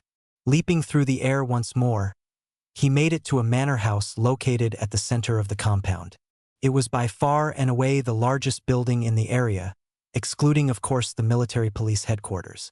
He smiled as landed on the manor's rooftop. "Let's see how you like this, you wealthy scumbags," he mumbled to himself insultingly before entering one of the windows. The inner halls of the manor were quiet, unbearably so, but at least it meant that the occupants were all asleep. That would most definitely make things easier. Doing his best to remain silent and doing an exemplary job at doing so, he finally arrived at the room he had told the target would be residing in. Slowly, he turned the knob and thanked God that it opened without so much as a creak. He left the door open after he entered, knowing that closing it would create a noise that would be loud enough for a trained shinobi to hear. Stalking forward like a sneaky predator, he stopped before his target's bed, scanning the individual over and confirming that it was them. Luckily for him, it was definitely her. Her crimson-red hair, fair skin, and oddly whiskered cheeks were the clear indicators. He had found her, one of the last remaining Uzumaki clan members and the Kyuubi Jinchuriki. Despite having reached a major juncture in his mission, he walked away from the bed and toward the only window located in the room. He opened it without making a sound, doing so to make sure that he had an avenue of escape right after capturing the Jinchuriki. Finally, after all measures were taken, He slipped the burlap sack from his cloak and approached the girl menacingly. Before trying anything, he placed one of his hands on her and, using as little chakra as possible, placed the 3-year-old girl under a genjutsu that would keep her asleep throughout all of this. Finally, it was time. He opened the sack, being sure the opening was wide enough before attempting to put her inside. However, right as he was about to take her into his possession, he froze in fear as he felt a presence standing behind him. He looked over his shoulder and saw a figure looming over him. 2 Sharingan eyes gleamed in the dark. Shit, he stuttered before quickly darting to the window, making the decision that his life was more important than this death wish of a mission. Come on, trying to kidnap the Kyuubi Jinchuriki from the most powerful of the 5 shinobi nations, and from the clutches of the most powerful clan in the world, the Uchiha, as well? Lord Raikage was definitely trying to kill him. Leaping through the compound, he muttered obscenities to himself as he contemplated the horrible things that would happen to him if he were to be captured.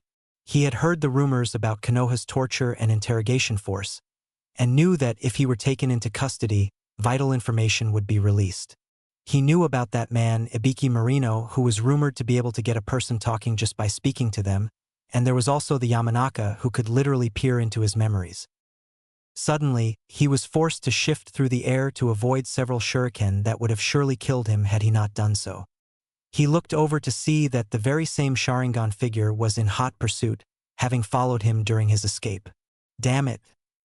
He had hoped that the figure would have stayed behind to protect the Jinchuriki. Fuck off, you creepy bastard.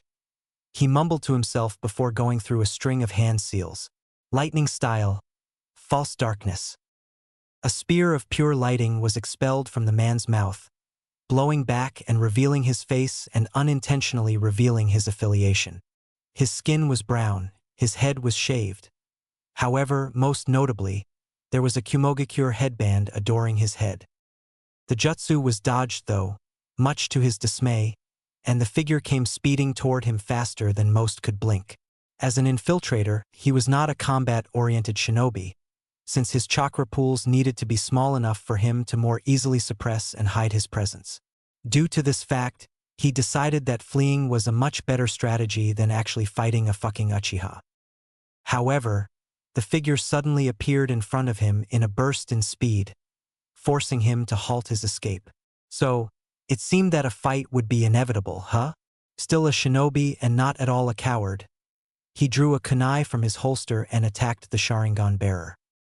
Predictably, his attack was avoided, and before he knew it, he found the strength leaving his body rapidly. He dropped his kunai to the ground and looked down with wide eyes to see blood spurting from his throat. Impossible! He slit my throat. I didn't even see him move, he thought to himself in horror, seeing the bloody kunai in his opponent's hand. No longer having the strength to attack, his body collapsed, and he felt the life leaving him. The Sharingan bearer then kneeled over him, revealing him to be a young boy with blonde hair. The infiltrator nearly laughed. He had been done in by a kid. A fucking kid. Your trachea has been severed, so you won't be able to breathe. Your death will be unpleasant and drawn out, the kid explained calmly. Would you like me to put you out of your misery? Nobody deserves a painful death. He tried to speak, surprised that this boy was offering him a way out, but could not. Seeing the 3 whisker marks on the boy's cheeks, he was smart enough to realize that this was the Jinchuriki's brother. He had tried to kidnap the boy's sister. Shouldn't he want him to suffer for that? The wound to his neck prevented any speech, and when he tried, he found himself choking on blood. Deciding that this was no way to die, he merely nodded his head before closing his eyes and waiting for the inevitable. In an instant, everything went black as a kunai pierced through his heart. It was over.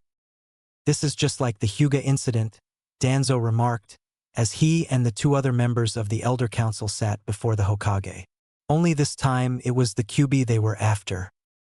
The Hokage, a kind-looking old man with white and red robes and the conical Hokage hat adorning his head, removed his pipe from his mouth and blew out a small plume of smoke. He looked exhausted, no doubt by the incident that occurred the previous night. "How is your student, Danzo?" he asked with a sigh. "Naruto was forced to kill a man last night." A rare, yet still tiny, almost unnoticeable smile spread across Danzo's face. "He is not rattled in the slightest," he responded. "That boy is ruthless. A true shinobi." The Hokage frowned. He was beginning to wonder if allowing Danzo to lead Naruto's genin team was a bad idea. Danzo was an old friend, an excellent shinobi, and a great cultivator of talent and skill, but there was a darkness about him.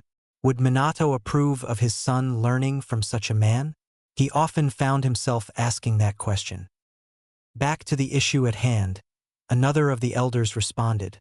A gray-haired, wrinkled woman, Koharu, interjected.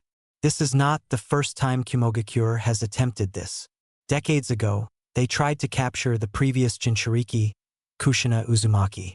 Then, far more recently, it was the Hyuga heiress and now the current Jinchuriki. We can no longer take this sitting down, Hiruzen." Indeed, the third and final elder, a bespectacled man with gray hair and a beard, Hamura, commented in agreement. "This may as well be a declaration of war on their part. As much as I hate the idea of yet another conflict, we are not presented with many options." Hiruzen sat in silence, taking in another intake of smoke before lowering his pipe again. Shortly after, blew the smoke out of his mouth as he contemplated what the best course of action was. It was difficult to argue with his advisors. They had taken the avenue of peace with Kumogakure in the past, despite explicit acts of hostility, and it only led to their northern neighbors continuously taking advantage of their peace-loving ways. "Today I've received a message from Kumogakure, sent via a messenger hawk," Hiruzen remarked. "They have demanded the body of Naruto Uzumaki as reparations for the death of their shinobi." Koharu scoffed. "Just as they demanded the corpse of Hayashi Hyuga?" she asked with a cynical smile. "How audacious of them, to send shinobi to capture children from our village and demand the deaths of those who prevented that from happening." "We should have never listened to their demands the first time," Danzo said. "Even if we did offer Hisashi Hyuga anyway, preventing the Byakugan from getting into their hands. You cannot make concessions with warmongers, Hiruzen. They must be met with devastating and well-organized force. Especially in this case, where unlike last time they have no political leverage. They are clearly in the wrong." Hiruzen nearly laughed at the irony of Danzo calling another person a warmonger, but at the same time, he once again found himself unable to argue with what he was hearing. In the past, they had been forced to enter organized conflicts for much less.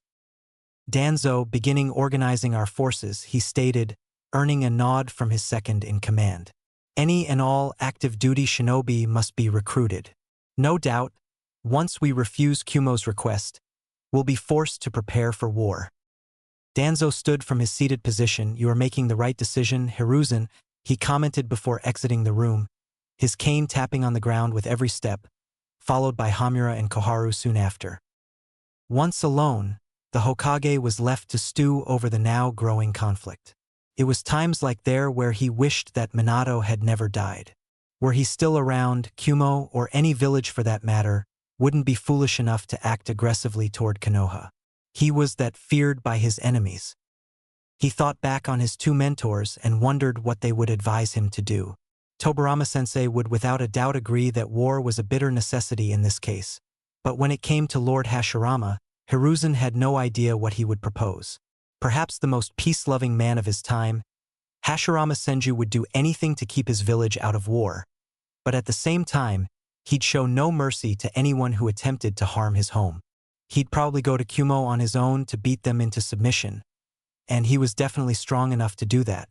He could defeat all the 5 Kage by himself if he wanted to. "I have not aged well," Hiruzen commented to himself with a sigh. "A younger Hokage will be needed someday soon." There were no apparent candidates these days. Jiraiya and Tsunade would never accept it. Orochimaru had become a rogue shinobi. Kakashi was still young and mourning the death of his sensei and teammates, and the tension between the village and the Uchiha ruled out Fugaku as well. However, he noted another possible candidate and smiled. It would require him to wait a bit longer, but this particular shinobi would make the perfect Hokage someday. We'll see how you develop, Naruto. Naruto walked in relative silence. His little sister latched onto his left arm, and his little brother perched on his shoulders. As they walked through the village, they received smiles and waves from everyone, mostly middle-aged and elderly women who thought that what they were seeing was cute. "You're so strong, big bro," Mito exclaimed, her new hair clip on full display. "You can carry me and Sasuke both." Before he could respond, Sasuke looked down at Mito and stuck out his tongue. "He can barely carry you, Mito, since you eat so much." Naruto had to do his best to hold back his angry sister, at least until she calmed down. Similarly to his mother, she had a fiery temper and could be set off if someone said that wrong thing to her. Now that he thought about it, his little sister was unlike him in almost every way. While he was calm and reclusive, she was loud and extroverted. It wasn't like he was upset about this, though. No, he'd never want his sister to become like him. "Mito, Sasuke, behave yourselves, or I'll take you back home," he warned, which pretty much instantly did the trick. "Sorry, big brother/big bro," they both said in unison. Naruto shook his head before continuing onward. His team meeting had been cancelled this morning since Danzo-sensei needed to attend a meeting with the Hokage, no doubt to discuss the attempted kidnapping of Mito. It would spark quite an international incident, of that he was sure. Naruto was dreading it already, but he didn't regret his actions, not even for a moment. Mito, thankfully, still remained unaware of the incident, having slept through the whole thing. If Naruto had any say in the matter, he would make sure that she never knew, at least not until she was older. It was for the same reason that he was waiting until later in her life to talk to her about their parents. "Where are we going, big bro?" Mito asked. Naruto looked down toward her. "We're going to get lunch," he answered plainly, knowing the reaction it would elicit from her.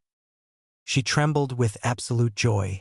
Sasuke himself was excited as well, though to a far lesser degree. Anything involving food was a cause for celebration for Mito. Eventually, after a few more minutes, they arrived at a destination that was only familiar to Naruto. It didn't look like much, to be honest, but for Naruto it was yet another place that triggered an emotional response.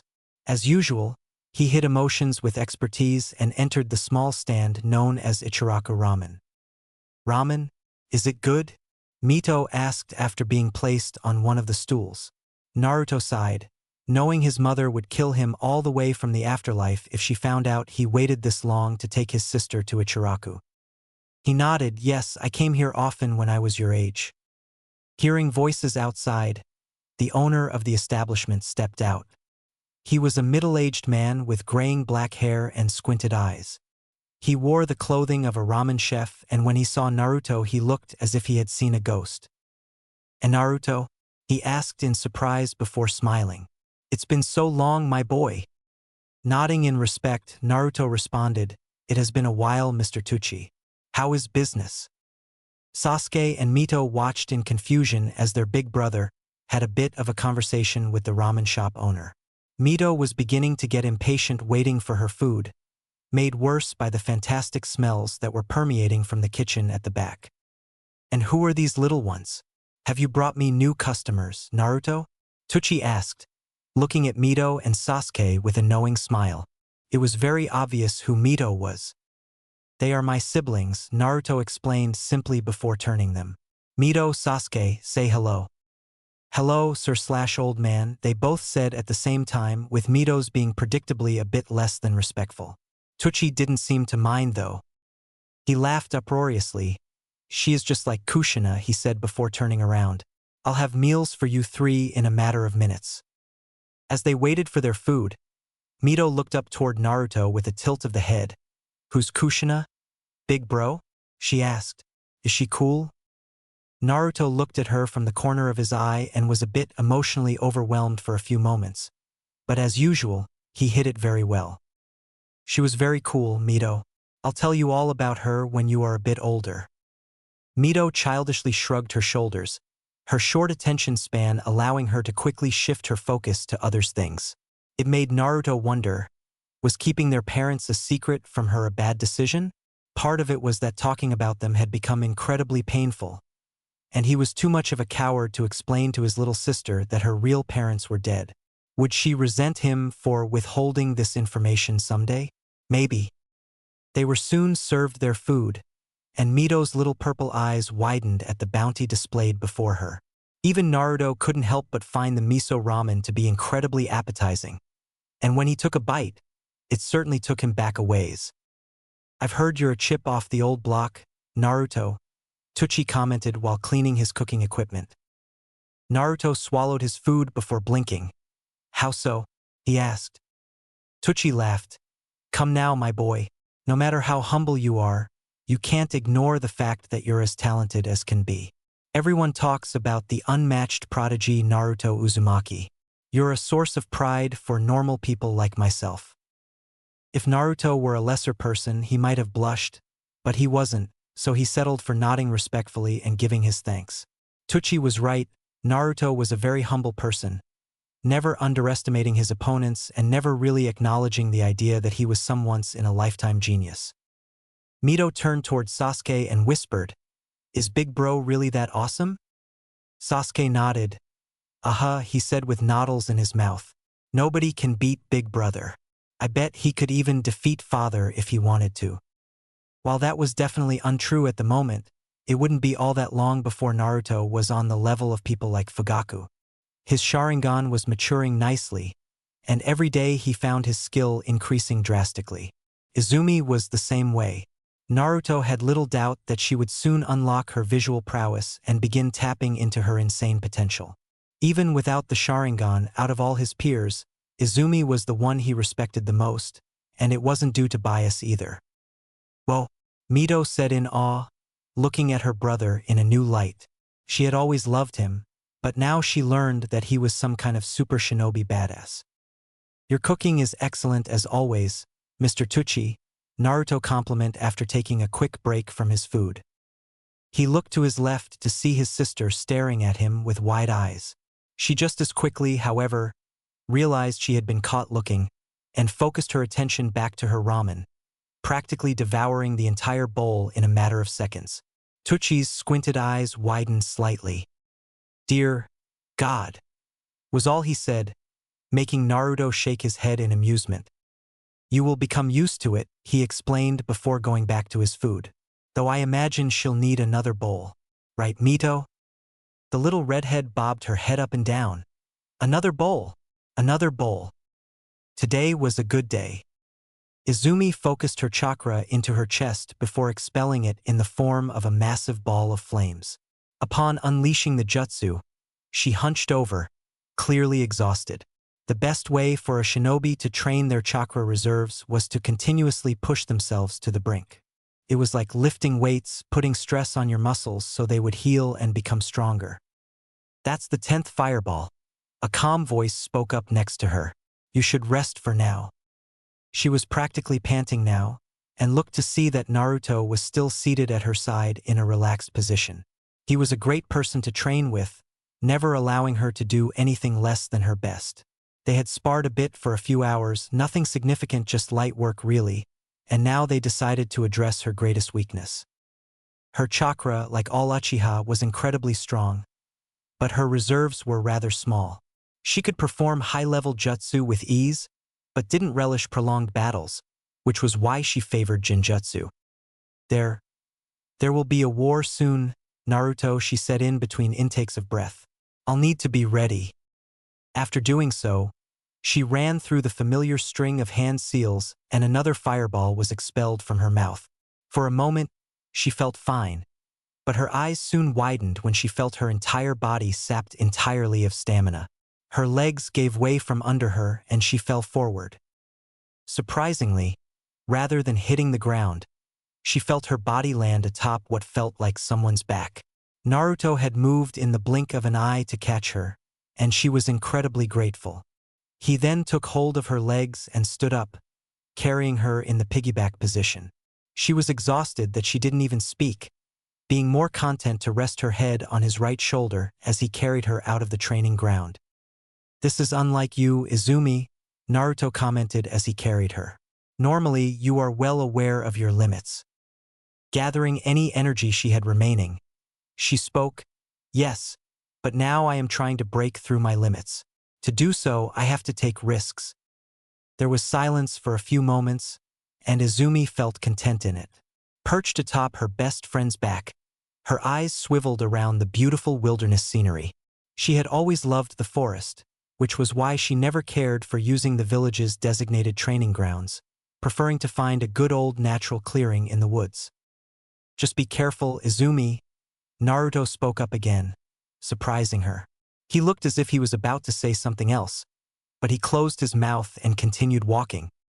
She smiled slightly. He seemed unable to finish what he was saying, but she knew what he meant. Naruto had never been good at expressing such thoughts, so the fact that he was even trying meant that he was worried for her. It made her happier than she could ever remember being. Naruto truly cared for her well-being. They would never be siblings, as they were both already too old when they were brought together to develop that kind of bond. But they were without a doubt best friends. I understand, Naruto, she interrupted, saving him from needing to finish. Thank you. Silence reigned once more, the kind in which one didn't want to interrupt a comfortable experience. The weather was a bit chilly in October, but Izumi could not help but note the warmth that practically radiated off of Naruto. It was as if his chakra was so potent that it actually increased his bodily temperature. You don't need to rush, Izumi, Naruto continued. The war will not begin tomorrow. Both sides will wait months, years even before one decides to make the first move. Izumi nodded into his shoulder. I know. But who knows when they might send shinobi after Mito again. Or if they decide to seek retribution against you. Don't worry about me, Izumi, Naruto assured. He was far too selfless to put his own well-being into consideration, so Izumi always had to worry about him in his place. She closed her eyes. I would be sad if you were gone, she confessed. I don't want you to die. Naruto didn't respond, though his grip on her tightened a bit. There was no doubt that Naruto would be targeted throughout this entire international conflict with Kumo. They would likely wish to see him dead for multiple reasons. He was the son of the fourth Hokage, he was a prodigy that could become too strong for them to handle in the future, and he also murdered one of their shinobi. It's okay to be a little selfish sometimes, Naruto, she pressed. Please value your own life, and don't needlessly sacrifice yourself for us. If it is for you, then the sacrifice isn't needless, was all he said in response. She had seen it many times in her worst nightmares. Naruto dying protecting her and the rest of the family. It seemed like something he would undoubtedly have no problem doing, and she just wished that he would put himself first sometimes. It often felt as if he was a servant to their family, instructed to make sure they were all safe and happy, even if it meant sacrificing his comfort. He was too stubborn for his own good, she supposed. In her eyes, he would never change, no matter what anyone said to him. He would always be the same insightful, pacifistic, and selfless to a fault blonde-haired prodigy, which she had come to view as her most precious person.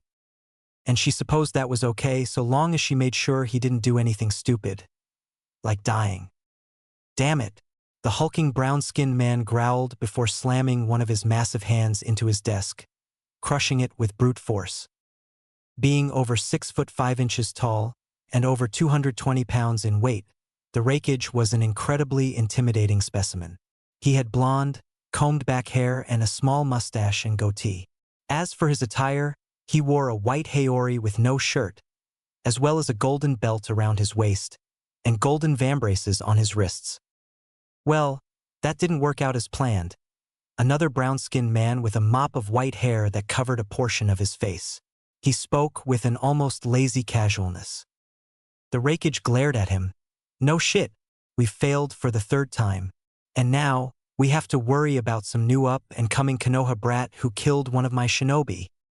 He's the Yellow Flash's son, no doubt, another individual said, a blond man with white skin and black eyes. The Raikage frowned, calming himself down so he could think more objectively. He could not help but compare this incident to the one from decades ago, when his father, the previous Raikage, sent shinobi to capture Kushina Uzumaki. They had nearly succeeded but were stopped by a mere brat, Minato Namikaze, the man who would later become the fourth Hokage. What made this all worse? was the fact that the child who foiled their most recent attempt was Minato and Kushina's damned brat. It was as if some divine force was mocking him and his village. "What do you want us to do, boss?" The lazy man spoke up again, his name Darui. The Raikage thought for a moment before smiling to himself. He gestured for his attendant, a beautiful brown-skinned woman named Mabui. "Yes, Lord Raikage?"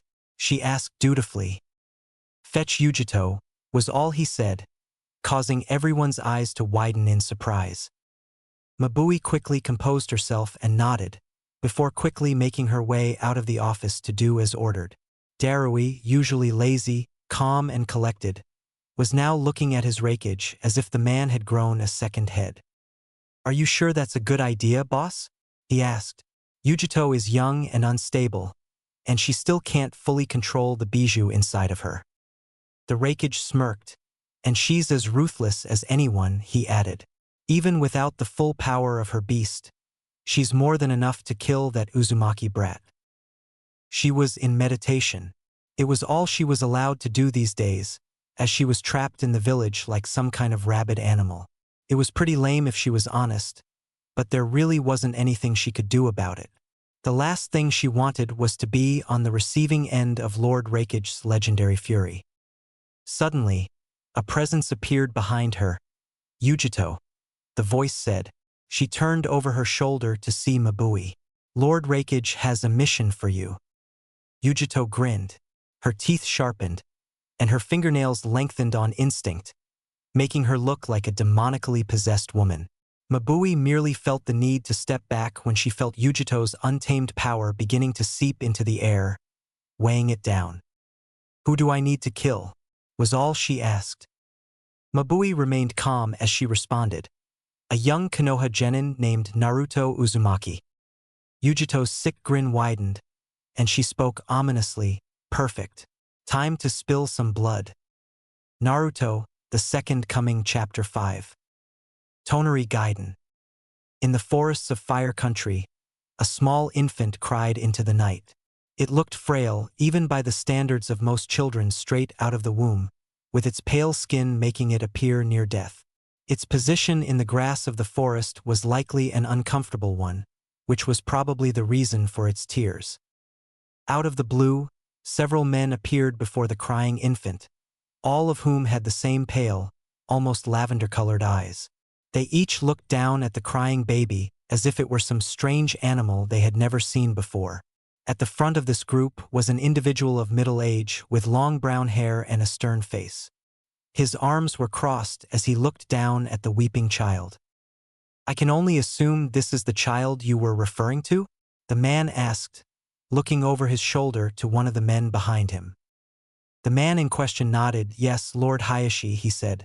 "He bears the eyes of our clan." Almost as if prompted to do so by the man's words, the infant opened its eyes. Everyone who already hadn't seen the infant found themselves shocked, hardly believing that this strange-looking pale-skinned white-haired child possessed the bloodline of the Hyuga clan.